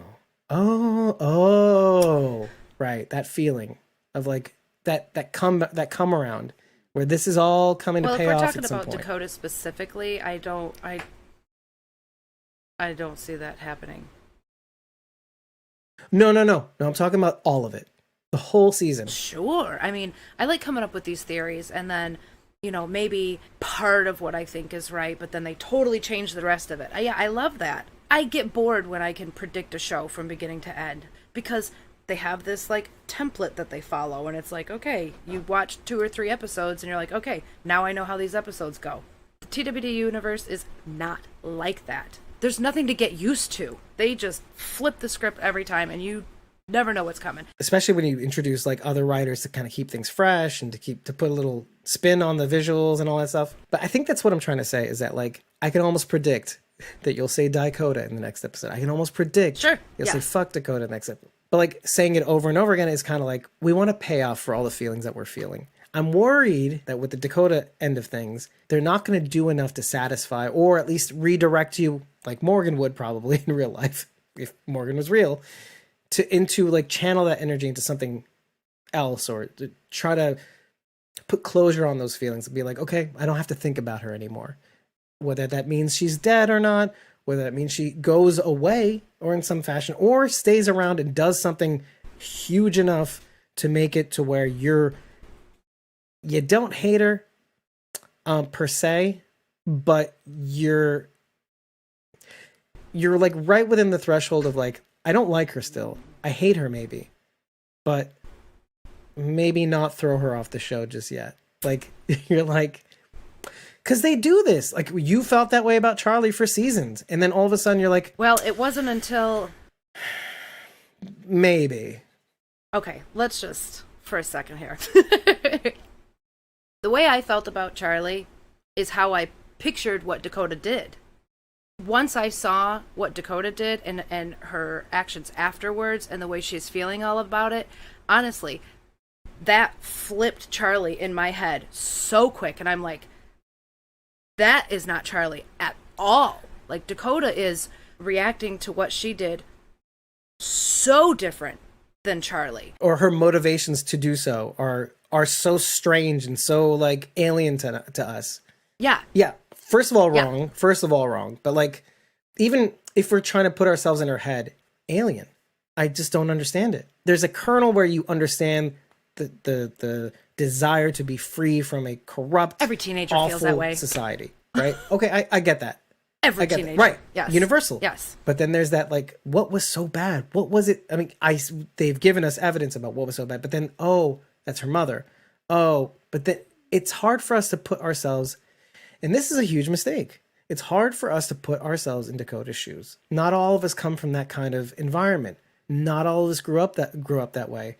I'd say even a small percentage of people know exactly what Dakota's feeling. I would love to find somebody who feels that viscerally about Dakota the way she feels right now, so they can be the bridge for me to understand her. But for us to not understand her is a mistake, or maybe a mistake. It could be intentional. That's what I'm trying to figure out how much they're trying to gamble right now on us somehow understanding or not understanding. I don't look at Dakota like a real person. Dakota is a character. Someone wrote her actions, and that's how I feel about what I'm seeing. But that's a bad thing, isn't it, though? No! That's why we watch it. She is a villain. I'm not gonna worry about her childhood growing up because I didn't see it. If it was important, the showrunners would show it to me. It's not important because they didn't show us. So I'm not gonna factor that into how I feel about her. I'm just concerned only because in this universe, this TW universe, even with Negan, even with Philip Blake, even with Alpha, to a certain extent, like they all had kernels of things with which we can get their point of view. Remember, we were talking about this at the beginning of the episode. We got why he did what he did to Spencer. Yeah, it was still a bad thing, but in that sense where we could identify with it, we're like, But it was a terrible thing. I'm watching. I'm like, holy shit, this is fucking vile. Also cool. And I didn't really like Spencer. If it was like Olivia, I would have a different reaction. And it was sort of not as gross. And I had I had a bigger reaction to Olivia's death than I did Spencer's. You did this. You did this thing, right? With it, for the audio listens, I put my hands on my mouth. For me, when you're watching a show, it's all about what you're doing and who you're doing it to. And Sharon D's saying it, full stop. She killed John, full stop. Negan killed Glenn. That's all I need to know. And this is what's making me crazy, is because usually there's a little bit of a lead-in to say, even if she does something so violent, so horrible, there's supposed to be that little part of you that's like, that understands why she did it. It's hard. It's too hard. There's too little information because we live in the struggle. All the villains on the Walking Dead universe, all of them, to a specific degree, like whether it's just enough to, oh, I get it a lot. Like even the vultures, I got the most. I'm like, I get that. I totally got their shtick. 100%. If they were somebody in the universe, I'd probably roll with them. Hipsters collecting shit, all the shit. Yeah. Like to an obsessive compulsive degree. Yeah, that would be me in a nutshell. We're not supposed to know too much about our villains because then they will be sympathetic and then they won't be villains anymore. But then in the Walking Dead universe, that's how they work. Not Dakota. That's what's killing me right now. And the struggle that I'm having is, and we can end it there, is that intentional? Or are they making a mistake by not giving us enough? That's what I'm worried about. Because there has to be a little bit of a struggle in the Walking Dead universe with some of these characters. If they want me to sympathize with her, they need to give me a reason to. Because right now, I don't. No, not sympathize. Again, it's not even about sympathy. It's about identifying. We can't even identify with her struggle. We don't know what her struggle was. Right!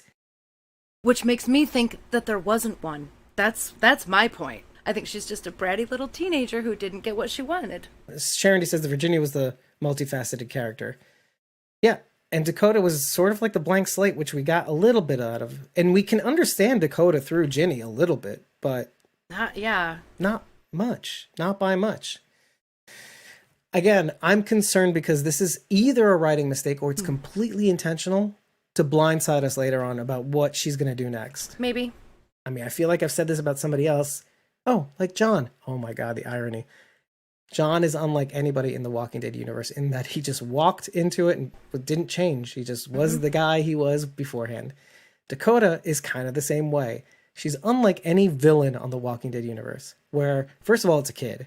Yes, we had like Ron Anderson, but he was just kind of like a obstacle that happened to be lethal. He was just a mini dick. Mini porch dick, right. However, Dakota, she's smart enough, clever enough, manipulative enough, observant enough.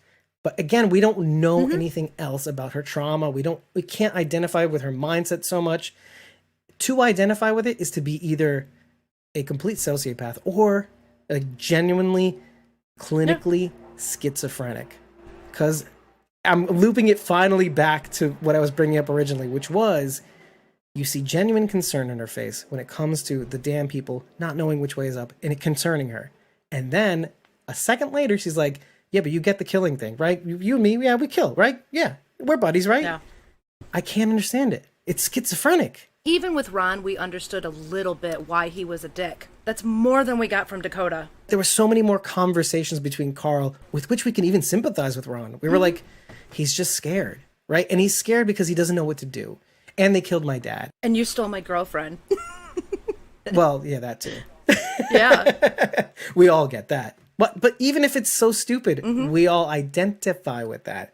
We get it. Somebody stole our girlfriend, or we saw somebody else get their girlfriend stolen. You know, it sucks. And so we instantly feel like what he's feeling right there. No. Heck, we don't have that with Dakota. It's so alien to us. And again, just bringing it up because it's alien. We need to acknowledge that it's alien. And that is to either criticize the show. They know what they're doing. I just don't see it yet. Ultimately, feelings aside, observations aside, I agree with you. But sometimes when something makes us so tense, we have to talk about it. Because in the final analysis, when we find out, it was all worth something, you go back to that moment where you're like, I can appreciate what we were doing right there. How crazy this was making us in this moment. Yeah, I feel like a crazy person watching this show. I really do. And this is why I say this episode gave us, it did give us a little bit more on Dakota. A little bit more. And it wasn't the kind of good kind, too. But that's okay. Something is better than nothing. We see reflections of Dakota and Teddy and Dakota. Both children Like Teddy is almost more laudable reasons, like you said. It's like, oh, he just wants to make the world a better place. Dakota, you're not really sure. Dakota is like more like individualism. It's all about liberty and like, look, if you want to take libertarianism to its bad degree, you're like, oh, she's just a libertarian. She's like, get out of my way. I want my freedom. Well, Dakota, here you go, sociopath. That would be so awesome, Sharon. I am also totally cool with an embalmed Dakota. No, I don't like that. Well, no. Just think about it from a viewer point of view first. Stop thinking she's a real person for just a second.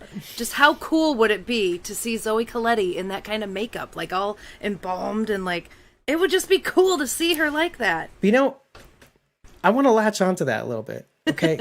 Because it's different. It's different when you don't know who it is, right? It's like Teddy / Cole. When you know somebody, it's hard. If it was somebody I hated so much with the disgust of 1,000 suns, I'm sure it'd be kind of cool. Oh, rightful end to the thing. My feelings are so fucked up about Dakota that like, but then what was it for? Like, what? Do you know what I mean? Like, I want to know the answer. I want to know why. I want to know why she is this way, and then maybe I'll feel good. I'll feel good about it.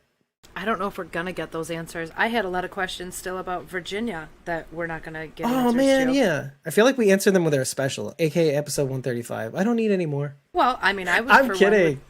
I'd like to know who Dakota's dad is. Oh, Riley. Right. I want to know. I want to really know. Oh my god. I have theories. Charity. Dadison. Charity's hashtag Dadison. Dadison. Well, why are you assuming it's a mother? Why are you assuming it's a father? It could be a mother. It could be Madison. Oh my god, no, Ginny and Madison. No, it really can't, though. Well, then biology doesn't work that way, guys. Then John Dory's more awful than we thought he was. Gross. We don't want to think that about Father Dory. Well, yeah. Yeah, because the original theory, right?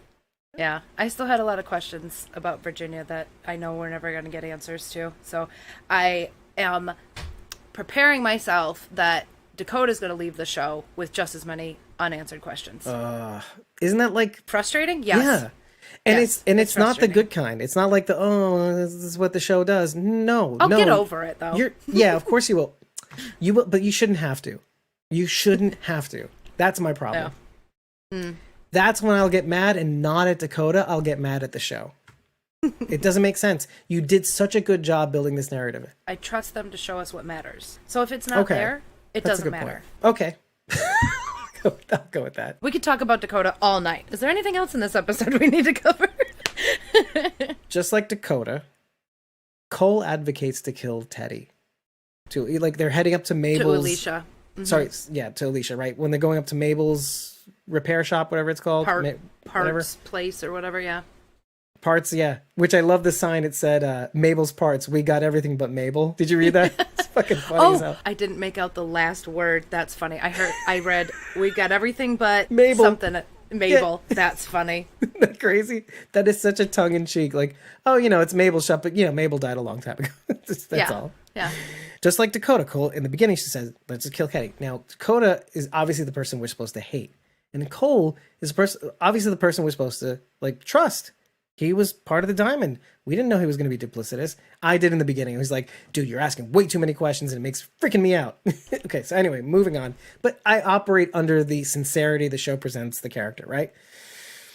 Now, if we can't trust Cole, who was supposed to be trusted, does that mean we're supposed to just trust Dakota now? That's the thing. No. We're presenting two people who ultimately say, kill Teddy. Oh, he's old, but we can take him. And then Cole's like saying, dude, come on, come with us. We'll keep you safe, fed. We'll do this, we'll do that. You know me from the diamond. Kill Teddy. They're both saying the same thing. You could see the differences in the way she reacts to this advice. Well, shut the fuck up. I don't trust you. There's no we in this equation, blah, blah, blah. And then to Cole, she's like, we need to know what's going on.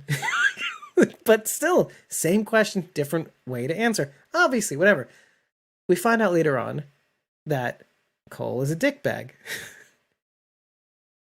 And yes, we see Dakota pull a shotgun on Alicia, but now I'm wondering, Again, they both have shotguns for some reason. For some reason, they both have shotguns. One looks like a toy, the other one looks like serious business. All I'm saying is, it's worth noting, writing it down, and moving on. Right? It's just like, because what was I saying in the beginning? Parallels. People doing the same things in different situations. Two people that we assume is one thing, but is really another. The end is the beginning. Patterns repeat. Oh, okay. No, I want to read. That's fucking funny. So Sharon says Mabel is an acronym for Mothers Always Bring Extra Love. Is that, she says, according to Mad About You, mothers always bring extra love. Oh, it's another thing about mothers. That may be a tongue-in-cheek reference, but then she follows up by saying hashtag tot gun. Tot guns. Because Dakota's toy shotgun. Man, it's I can't even describe how funny that is to me right now. Oh, it's a tot gun. It's like, oh, little kid. Okay. I said here, and you can disagree with me, I hope you do. Dakota is a lot more like Strand than we thought. She wants to win in saving Alicia, even if it means making her look worse. Strand struck John when he was about to do the wrong thing for the right reason, trying to save Janice. Dakota will not let Alicia sacrifice her life like Madison. She almost did in the holding.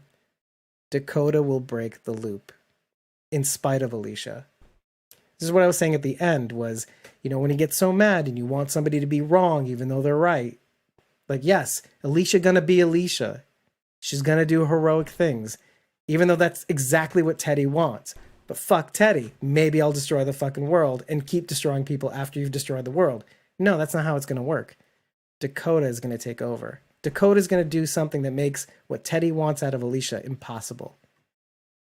And to that end, I actually saw somebody write, and I can't remember who this was. I might go back and do the research. But somebody said it might come to the point where they kill Alicia off the show. And that would make sense because that would ruin Teddy's plan. It makes me sad to think that. But then I think this was Dalton Ross, by the way, of... I'm trying hard not to get really pissed off right now. Right. Me too. Because I'm like, oh, after all of this, really? Dalton Ross? From Entertainment, I think it is. But he's like, yeah, if they had the balls to actually do that right now, they'd be like, okay, I wouldn't like it, but I get it.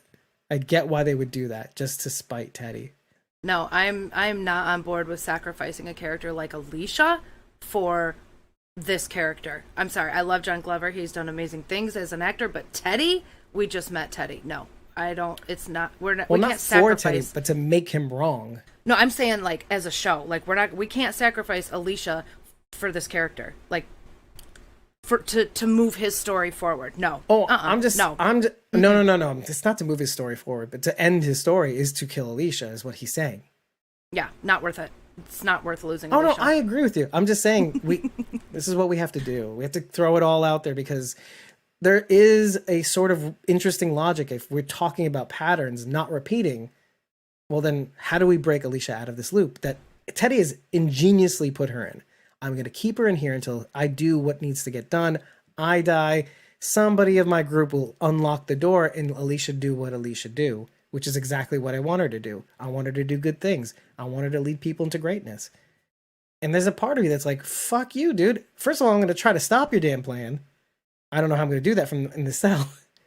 I don't want to have this information and not be able to save people. And then at the end, do what you wanted me to do to begin with, Like, even if that sort of thing happens, and that's what I have to do anyway. There's a party that's like, and I was too weak or too slow to stop it. I had all the info, and then he got me. It makes every good thing you try to do right afterwards sour. Like, even though you're going to do it anyway because that's what you're supposed to do, it sucks. You have to live with that for the rest of your life. And which is okay. What Sharon says is that she becomes the villain, maybe as a result of this. I don't think so. I don't know. I mean, that would be the way to prove Teddy wrong. That would be the opposite of what Teddy wants, is for her to become a serial killer. All right, and that's what I basically said would be the response to fuck you, Teddy, right? Like, I'm not going to do what you tell me, and here's why. And bam, bam, bam, I'm going to kill first of all, I'm going to kill all your people, because fuck them. They followed you. Teddy also might just be saying all of this to get under her skin, too. No matter what she does, he's going to be like, oh yeah, that's what I wanted. Yeah. And then that's going to piss her off, right? Wouldn't it piss you off? Whether he means it or not, though. At the bare minimum, he wants her to hate it. He wants her to hate him, period. He wants her to hate everything he stands for in order to be the hero, which is not what which is not what Alicia wants. She doesn't need that. She just wants people to be safe and happy and have a place, have hope for the future. Oh wait, that's exactly what he wants? Oh, right. Shit. She doesn't want to be the hero. She doesn't want to be called the hero, just like John. That's the whole point. And yet, she might be. Unless Dakota somehow breaks this loop somehow. I'm not saying she will. I'm just saying I don't know, there's a reason why I say this. There's a reason why I say this. I'm going to say this out loud and finally tie this all together. I had this crazy thought last night. Listen, we all have this, Dakota's a psychopath in the back of our minds, right? Throughout the whole first half of the season. Just like we thought Morgan was a big badass, and now in the second half he's kind of like, eh. But when we finally when we finally get to damage on, well, he seems to be suffering a lot more in this half. We get it. Agreed. Yes.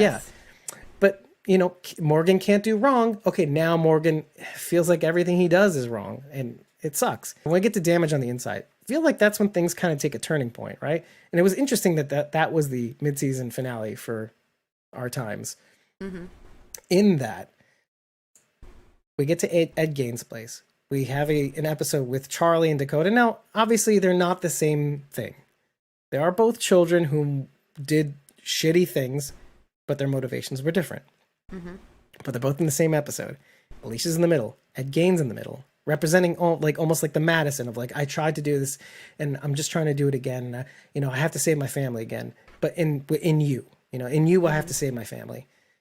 But just before that, Dakota's with Ed Gain, and they're talking about the Queen's Gambit.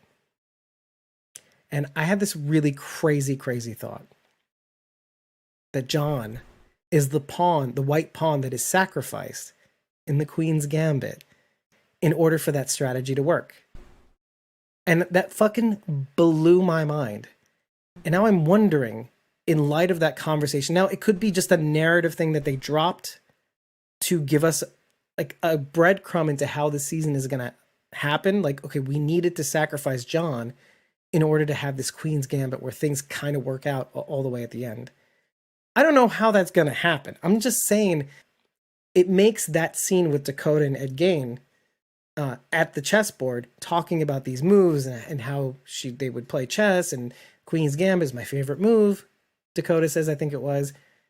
Then I wonder if she becomes that white pawn that does the sacrifice so that they can ultimately win the game. Now, the sacrifice is obviously, they call it the Queen's Gambit because it's the pawn, I think it's the D4 on the Queen's side of the board.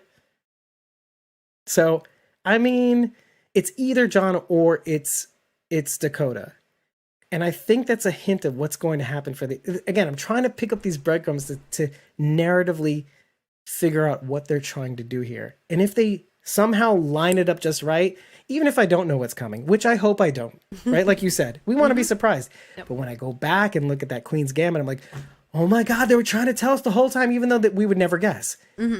But how everything kind of just ties into something else, and it's so great. It's so awesome.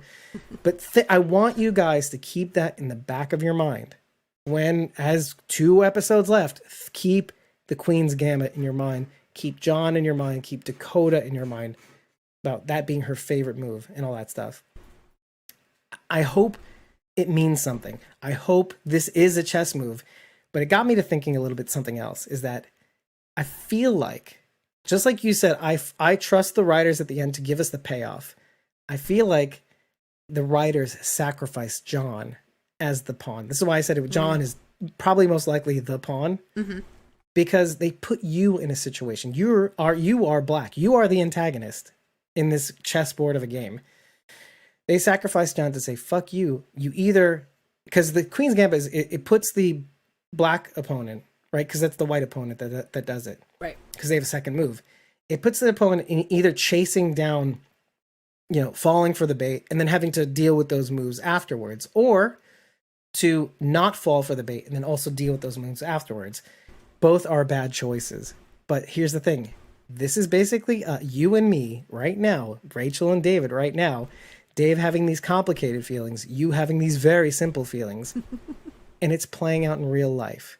They pulled the Queen's Gambit, and we are both responses to this problem. Do you understand what's happening here? Yeah. That's How crazy. fucking genius is that? I think no. I think we always knew Even they were Charity saying geniuses. hashtag John is the pawn. John is the pawn. Oh, and she's saying brilliance. See, I was hoping, this is what I was trying to say to you last. I don't know if it was today or last It was night when I was thinking today. this. I was saying, I want to blow Charity's fucking mind. My mission is to blow fucking Charity's mind right now. Actually, what he said was, my mission is to impress Sharon D. It's true. I still want to blow your fucking brains. That's what he said. Yeah. But I still like what she said before that feel the hate flow through you, Jedi. Yeah. Anyways. Thank you. She said brilliance. We didn't say that out loud. Brilliance. Mission accomplished. Thank you. Definitely one of those things that you go back and you catch. Like I was saying, when we go back and we binge this season, the Queen's Gambit is going to be one of those things that sticks out the second time we watch it through. And how it was not a throwaway. Nothing is on this show. Like, we've come to realize, like, there are no accidents. Everything happens for a reason. The farm in Temple, Texas. Yep. Maybe. Just kidding. I don't know. I want to extend an apology, but a bear with me kind of thing to all of you who had to sit through all of this, because all of this Dakota talk was leading to this piece of information. I had to kind of build it out, draw it out, so that I could finally plop this one bit at the end to tie it all together, because there is a symbolism in the Queen's Gambit in that it's either John or it's Dakota or it's both. They were both caught in this pattern, and one of them broke it out, and John wasn't going to be the one to do it. I mean, as a result of him dying, we discovered a lot of truths that we didn't want to see. Could we throw Ginny into that mix too? I mean, she died shortly after. Maybe. By the way, that's not to say, and I just want to address what Sharon's comment, I still hate her. Sorry. No, you're supposed to. That's the whole point. You're supposed to hate her. You're supposed to, and you're probably supposed to fall for the Queen's Gambit. That's the thing of the Queen's Gambit, is that most people, when they didn't see it at first or don't know of it, they just fell for it. Like, the pawn opened the door to the queen. I gotta go after it. No. There's a set of moves that are supposed to. So you're falling. This is what I'm afraid of. That's why I'm still in this complicated corner. But they're gonna get me too. I know it. Just the Queen's Gambit works either way. I'm not that smart, people, and I'm not supposed to be that smart. They have all the cards. They know the answers. They know how this is gonna end up. Again, I wanted to say I'm sorry for leading you down this garden path. I'm sorry to be very, very technical and tell you why these breadcrumbs matter. But it was just to lead to this point. We can move on now, and hopefully there's enough to talk about afterwards. I'm sorry. Why is she still here? Give me a point to this character, because I don't see her point. Even if it means going full Camus. Yeah. Go full Camus. Go full evil. Do it. But do something. Has had no point at all since she killed John. That is the only thing I can identify with, though. Being adrift, not knowing which parent to emulate. Yeah. I get that. Even if you're like Alicia, I don't care if you're sincere. Yeah. I don't care. There is no I in we. There's no Nope. I'm not in your we. That's whatever you want to do, you do, boo-boo. Yep. I'm not involved. I'm not going to kill. It's obvious she's not going to kill her. Right. It's obvious. Like, not like Teddy, which is funny because they're acting a lot alike, but she's a kid. But there's supposed to be a point in that, right? Like, there's supposed to be a point in that she is just a kid. Maybe she can change. I'm not me. It's not me. It's Alicia. It's not Cole me. cannot change. Cole cannot change. He's gone too far. I've given him so many chances. Well, you made my choice easy, she says to him before bam, bam. Like, and again, she waits till he raises the rifle yay high to almost the point of no return, and then she ends him. She waits to make sure it really is coming down to her life or his. Like, she didn't just kill because, she thought he might. No, like you said, she waited until he started to raise the barrel of the gun, then she shot. Like, right. Dude, if you would have just kept your gun down, you'd still be alive. She wouldn't have killed you. It's not enough to say wait. Yeah. And that's the ugly thing about what he does, is that he assumes that she is just like her mother. That's how she's been living this whole time. He don't know shit about what she's done. That's it. And that's his mistake. That's fucking ballsy. Because he thinks, oh, she's not like every other person I've encountered on the road. He thinks, oh, she's still privileged inside that fucking diamond, wherever she is now with Luciana and whatever. Oh, she lost a brother. Oh, who cares? She's still that weak ass pussy shit that from the diamond that, you know, we got run over. She didn't learn. Oh, I'm going to take her out. And I'm going to find this fucking end as the beginning place. Yeah. Big mistake. Yeah. You're marveling over me saying pussy ass shit and getting away with it. That's right. You can't cancel me. I own this shit. No, I was kind of laughing to myself about Cole and like, tell me where this place is. Like, what? When has that ever worked? Ever? That's never worked for anybody. Like, tell me where it is. Then he's like, I'll split your head open for the information. Like, dude, that's not how brains work. It's not a filing cabinet. You know, it's kind of, you know what? Let's talk about his last, like, that I can get. You're so mad you say stupid things, right? Sure. But like, even when you get to the end, everybody around him is dead, and he's playing this one gamble that she is so in her mother's asshole that she's not going to do the thing that's required. There's a little bit of a Morgan reflection in that. Like, you know, are you strong enough to kill somebody that you know? Madison has no problem killing people she knows. Oh, I said Morgan. Yeah, right. I said Morgan. You know, like the philosophy of not killing. Right, but like, oh yeah, but like Alicia being like Madison can kill people she knows. We've seen her do it. But Cole doesn't know that. Cole just knows peaceful Madison. That's all he knows, right? This is his mistake. He's making such a gamble on the fact that, yeah, oh, she's just like her daughter. Like, all his friends are dead. You think you're going to get away from this moment? First of all, if you kill Alicia, you got 2 other people you have to kill too. You better be quick. Mm-hmm. But then I was thinking to myself, okay, stop harping on this shit, Dave. Okay, he's going to take whatever chance he's got left at this point. Because that's where he is in life. Mm-hmm. He could have, like you said, he could have just put that shit down and they still would have given him a chance. And yet it makes Alicia that much more right. That he was too far gone because he still went after her. Mm-hmm. He still chose poorly. So yeah, I'm just looking for more reasons for her to be right about killing, because I feel bad for Alicia that she had to do that. Yeah. I do. It's too. Been a long time. I feel bad she had to do it, but Cole really gave her no choice. If she didn't kill him, she would be dead. So she absolutely did the right thing. But you see immediately how that is sitting with her. It not well. And Dakota comes up, oh, it's not as hard as you think, huh? Fuck you.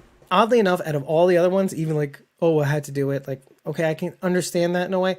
But this one, it's like, you don't see that her hand was shaking when she was holding the gun against Cole, like, right. Feeling that, because again, I feel for Cole too, even though he turned out to be kind of a dick. But I get that dickness. I understand. That sounded weird, but I get that. You and me both get that. Yeah. We had the luxury of seeing. I don't know about luxury. I don't know, but of seeing Rick break bad. Mm-hmm. He and the group finding this rough spot just before Alexandria, and then having to deal with having to do so many shitty things or hard things to make them rough people. So that when they finally go to Alexandria, they're like, huh? Literally, like, yeah. You know, like cavemen, like fucking caveman Rick, yep. Unga Bunga, like they had to take care of his face. I'm just saying, like, we've seen what desperate people have to feel like they have to do in order to survive. Oh, all the way to the point of like season 8 with Rick in the bar saying a man's as good as his word, and then killing fucking everyone. Lying about it. Oh. That's what I'm saying. I mean, this is really for those people to see Cole be this way. You almost don't blame Cole for it.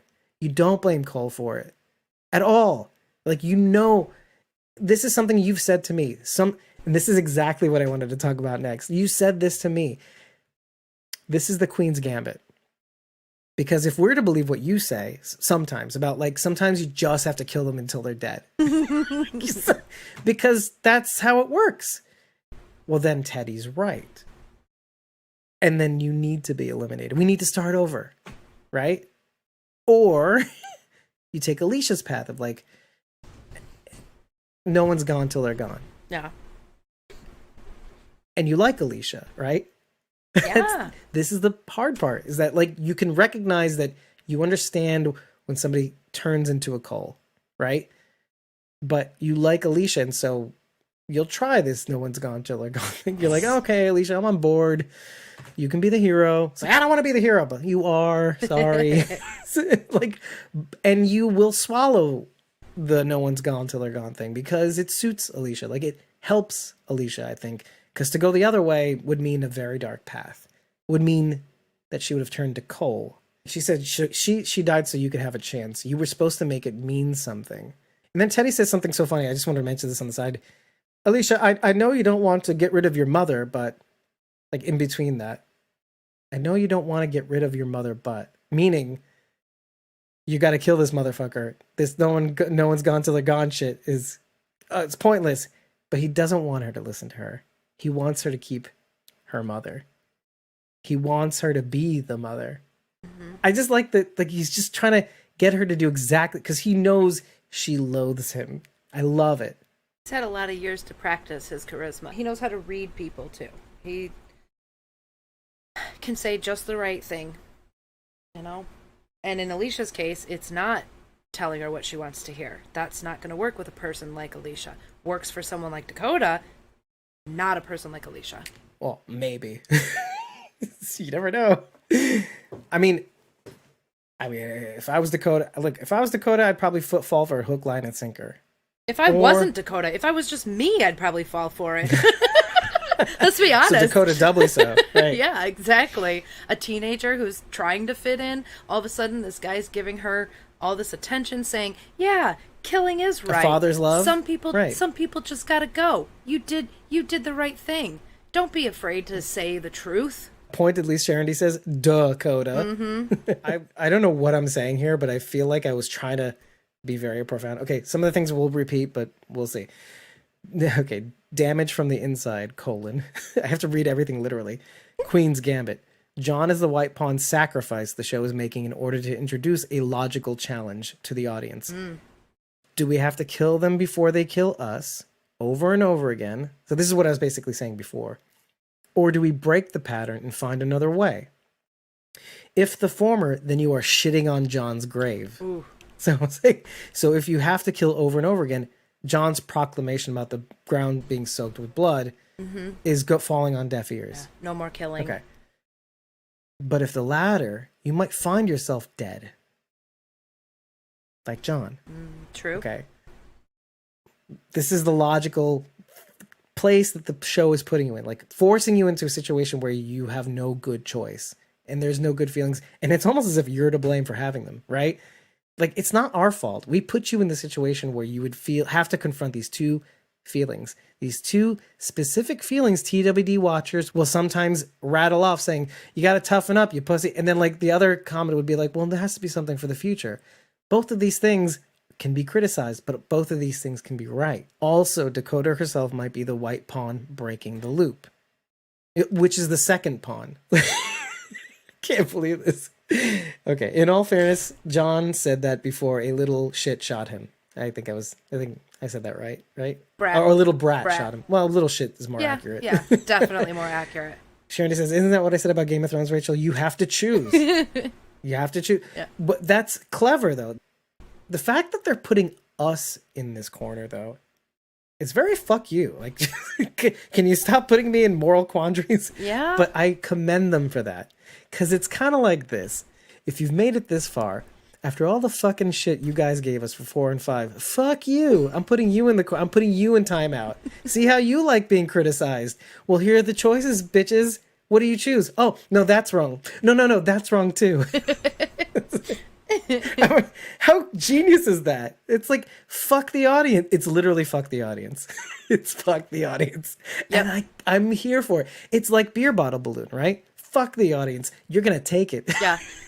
I was telling Sharon, like, how, as of season 6, like, how do you convince someone to watch the show? If no one has ever seen Fear and you're like, oh, you got to watch this show. It's so great.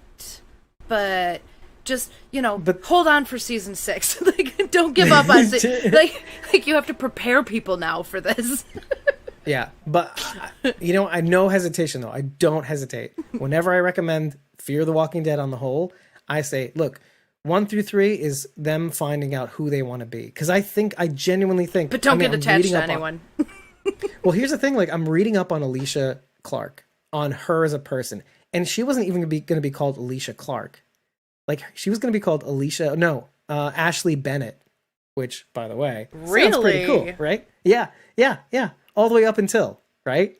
And why is that? They changed a couple things later. Wait. Were they all going to be Bennett's or just Alicia's character? Just that part of the family. Even Madison wasn't even going to be called Madison. My point is, I don't think they even knew exactly the kind of show that they were going to be until the first 6 episodes were done, and they were like, "No, I think we know what we want to be." First of all, not at all like TWE at the time.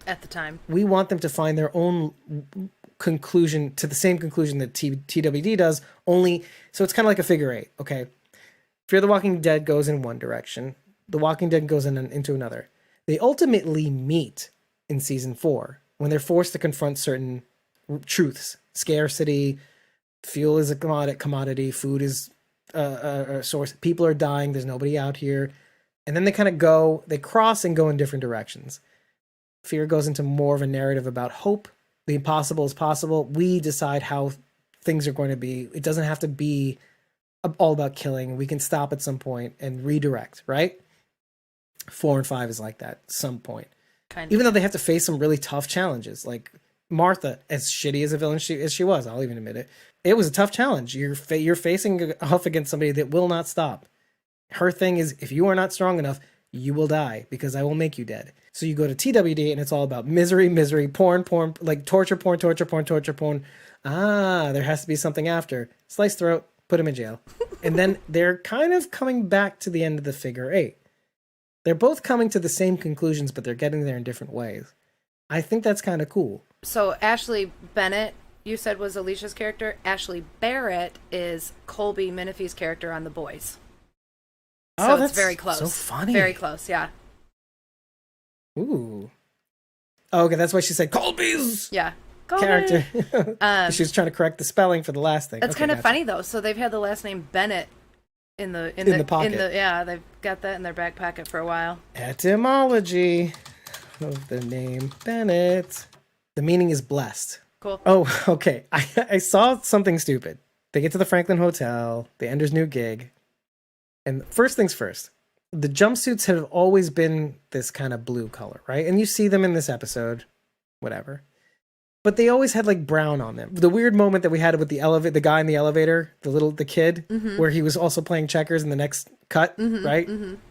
He was wearing a brown cap, a brown vest, and a bunch of brown attire underneath that blue jumpsuit, I think, or something like that. But either way, you saw was browns, right? Yeah. Here, all of that is in blue. And then I look to the left, this other guy is all in blue. The blue cap, not a brown cap. Like, everything is blue. What the fuck are they trying to tell us? All the blue everywhere. Okay. Yes, I recommend Firefly, Sharon D. So she says brown coats, Firefly, yeah. Holla. She also says Mother knows best, except for, Lori, Madison, June, Virginia, and Michonne. Maybe Alpha. And probably Carol. Basically, all mothers. Go and put Carol on that list, too. Carol on that list. Sure, Carol. Who else? Who else is a mother? Right. Jesse. Jesse Anderson. Yeah, sure. Tess. Anyone Wait, else? no, Tess. Tess is the one that does know best. Tess is the mother of the apocalypse. Honestly, that's who Teddy should have got. Is Tess. She'll find a way to disappoint us. Don't worry. No, mothers can't win, according to Robert Kirkman, basically. Oh, Rachel, you're a mother? Okay. Oh, well. Case in point. Rachel. Oh, Grace. Don't put Grace on. She's it's a mother. Not her fault. Although it kind of is. No, I'm just kidding. I'm kidding. It's not her fault. It's not her fault. Well, it's only her fault because of where she worked. Not like she did anything intentional. No, she had the sexy and then things started to go bad. Yeah. Or actually, well, I think according to her, things started to go bad. They had the sexy because, fuck it, right? Because why not? No place like the present, right? I fucked up and didn't do shit all this time. And now, Apocalypse is a perfect chance to be the kind of person you want to be. Yep. So we got the clothing out of the way. That was stupid. Whatever. I wanted to mention it because it just was very distinct. If you watch the end of the episodes, like they're all in blue, and the blue caps are a little excessive. They were like in uniform. Yeah, it was definitely a feeling of unison, a team. That's a really good way of putting it. Everything's coming together. People are embracing their group identity. Yep. They're ready for the end. I'm gonna be Chris. You got a bone to pick? I do. I can't say I've ever done this, so I don't know for sure, but I don't think a ballpoint pen would go through someone's skull. It would probably break. Yeah. Plastic's gonna break against bone. So that first kill Teddy put down, bullshit. Oh, in the prison cell. Yeah. When he kills, it was right in the top of the skull, right? It was like I would have bought it like in the ear, maybe even like the temple, even. Yeah, but it was like here, like straight through the thick part of the skull. Even if he had stabbed him in the eye, that would have worked. Up the nose, in the ear. There's so many holes in this general region. In the face head. But it went right through the skull in this general vicinity, and I'm like, really? There's a crazy irony in that too, because the first episode, or not the first episode, I don't know if it was the first one, but I think it might have been the second one. Madison took so long to kill the principal because he had just turned with the fire extinguisher. Mm-hmm. Because, you just die, you still have the same bone density. Right. He hadn't rotted at all. This was a fresh turn. He's not the only sinner. We refuse to bring up all the other times where we see that shit happen. With recently turned walkers, at least. Recently turned, yes. I'm not saying that I know off the bat who those are right now. I don't have time for this shit. You want to call us out? Watch all the other Squawking Dead episodes. Then thumbs up. Yeah. Remember to thumbs up. Okay, and then comment if you feel like you found it, and then come back to us and say, I did this, and that. And I'm like, good job. Yeah. Oh, did you find where I called out Grace Mukherjee in the last? No, you don't want the merch? No. Okay, fine. Okay. Should we do another merch challenge that nobody will do? bless Cindy. I gotta call her out now, but bless her heart, she really looked. Yeah, Cindy J. I'll put her name in the blog, but like she really tried, and she said it must be in some sort of unedited episode or something like that, because I don't think it happened. I know it did. I know it did. I don't think that it did. I don't think that it happened. Are you saying I'm a liar and I made people do something for no reason? I would never call you a liar, but you may be misinformed. But you may be You're being honest according to you, Dave. Yeah, I think you really believe you said it. I do believe I said it. I really don't think you did. I don't know if I want to back down on this one. I will. You did. I'm sure you brought up the initials. Something like that. I'm sure you brought up the initials because we did see MU on the dosimeter. Right? Yeah, I'm positive you brought that up. But to say the full name, I don't think you did. I feel like I blurted something out. I don't know if that was it, but I don't know. Oh, okay. You'll appreciate this one. Cole says to Alicia, I thought you died in the fire too. Mm-hmm. Meaning. Mm-hmm. Mm-hmm. Because Madison's dead. She's dead. She's so dead. Cole saw her burn up. Burn up to a crisp. Cole saw it firsthand and said, oh, I'll find Alicia for her sake because I know Madison's dead. Alicia still might be alive out there somewhere. High five. Thank you, Cole. Thank you, Cole. Confirmed. Theory confirmed. Brian Castillo, you can eat my shit. Oh, don't be mean to Brian. I'm kidding. Don't you be mean to Brian. The sad part is I'm just like Brian. I'm literally just like Brian. I want Madison to come back. Really? I literally want Madison. I do. Why? I just want it. I want all the pieces to line up properly. No. I want it to line up properly. No. We're going into overtime for this shit. No. Do you know what would happen if she came back? Yeah, Alicia would be dead. No, I don't even mean the show. Madison breaks the fandom. Loop. No, I'm not even talking about the show. Like, I don't even care what would happen on the show. In real life, do you know what would happen in real life? The fandom, the internet, the same thing that would happen break. with Daryl and Carol, right? Yes. Because yes. if they were to get what they want, now what, right? Yes. This is what we find ourselves saying. No, it can't happen because of the fandom. Yeah.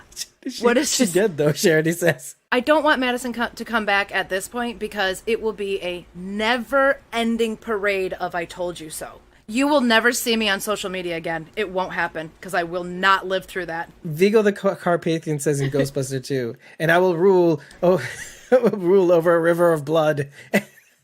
And for us, it'll be like, oh, they will rule over a river of jizz. Jizz over Madison. I swear to God.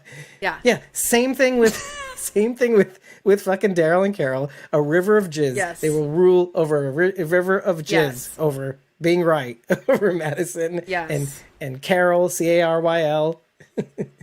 Yep. Did you see what she said? Virginia the Carpathian. Yeah. But before that she said, I sharded that today. And you know that's in her autocorrect list. So that's Pretty sure it was shared. I know what she was trying to say. But then I'm imagining Vigo going, I will rule over a river of blood, and I sharded today in that river, just to make matters worse. I sharded today. Oh my god. The only other thing that I have that is of any significance whatsoever is, did you look up what morning glories look like? I'm going to start by saying morning glories are native to Central and South America, but they made their way up to the Southwest. They look an awful lot like blue bonnets. Oh. I like that. There's a little... This is for the real fans, because they don't really say this outright. They don't show a picture of morning glories. And when he refers to his mother, we have to kind of tie that in. When he killed his mother, he just like waited to be found out. Because he felt bad. He didn't want to kill his mom. He was just a fit of rage. He was like, I didn't want to believe that I couldn't get my mother's love anymore. But then spring turned into fall to winter, and then back to spring again, and the most beautiful crop of morning glories sprung out of her body. And I knew, which is what I researched too. She says they grow here too. They are a common garden problem. Yeah, many people call these morning glories kind of like the weeds of beautiful looking weeds. Their seeds are toxic, but also hallucinogenic too. But in terms of like crop fitness, they will sometimes, they're very resilient, often called the weed flower of the garden patch.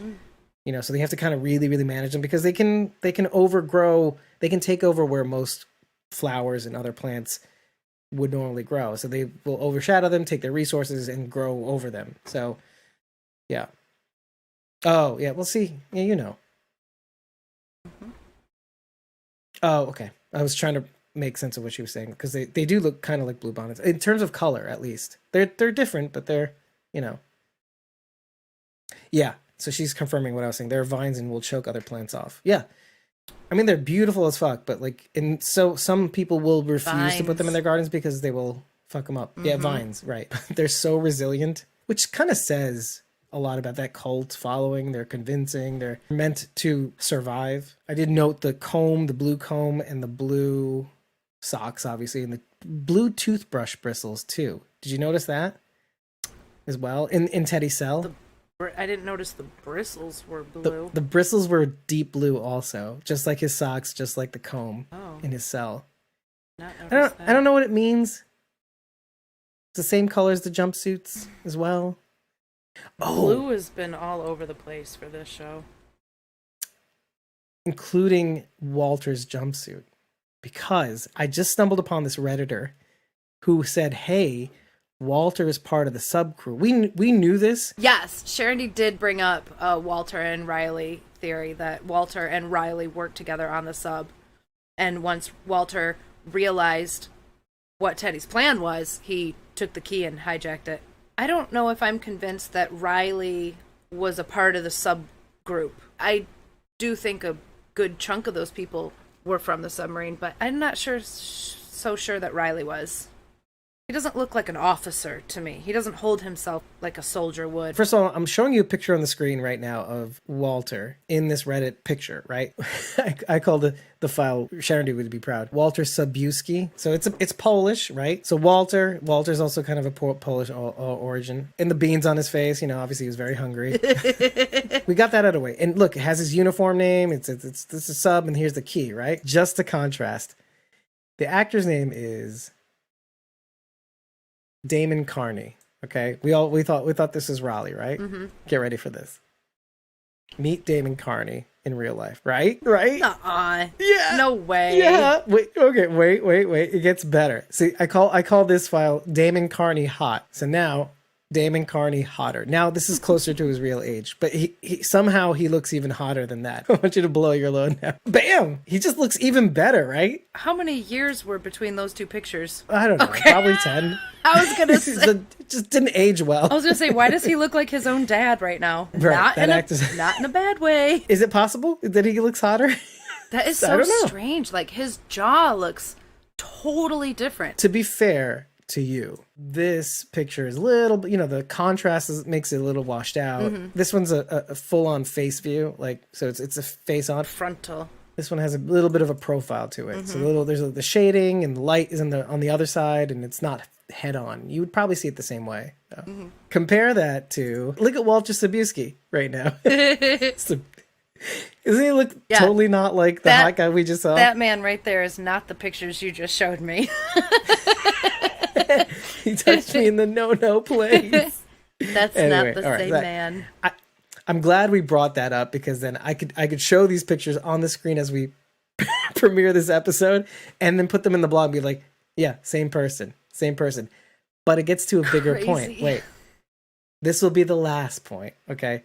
Aside from the fact that Damon Carney is a hot human being, hot dad, oh yeah. He has the key on him. We see Emil take the key. But wait, you need 2 keys, right? Mm-hmm. To actually do the nuclear weapons, right? Mm-hmm. What did we establish that Alicia has 2 of? The St. Christopher medallions. Uh-huh. Parallelism. One is for defense. They're both for defense if you look at it in an angle, right? You had the nuclear missile defense, if everybody has them, then we all keep each other in check. Fine, I get that. But, the St. Christopher medallion was supposed to be the protection for the weary traveler, to bear heavy burdens, for you to persist, to take what you have and endure. Nuclear weapons, 2 keys, those necklaces, in the right hands, they're meant to keep everybody in check. In the wrong hands, though, they are death incarnate. Unless they watch our show, I don't think anyone else that watches Fear the Walking Dead is aware that Alicia has 2 medallions. They only see the one. So this is funny because we're talking about keys, we're talking about medallions, but Sharon brought up rings, and I wanted to bring up one more thing.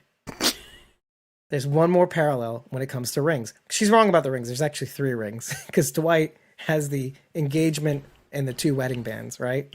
So there's 3, which was why we on the banner we make it look like a CRM logo because it kind of tongue in cheek a little bit. Yeah.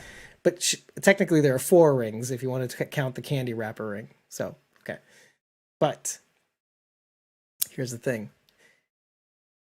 There's a little parallel here when it comes to Dwight and Sherry, though. I'm glad she brought that up. Because what were we talking about when we're talking about Dwight and Sherry? Dwight is chasing Sherry, which is like the sun chasing the moon, which is like the Ouroboros. This is another I'm going to impress Sharon D fact. Okay, ready? When we look at Alicia and Teddy in this episode, Teddy is just like egging her on, and Alicia's running away. And he wants her to run away. Unlike Dwight and Sherry. This is like this weird dark mirror parallel. Well, they're doing the same thing, but for the different reasons. Like John, doing the wrong thing for the right reasons. Or, the other John. And then the other John. Same John. And anyway, parallels, right? Okay.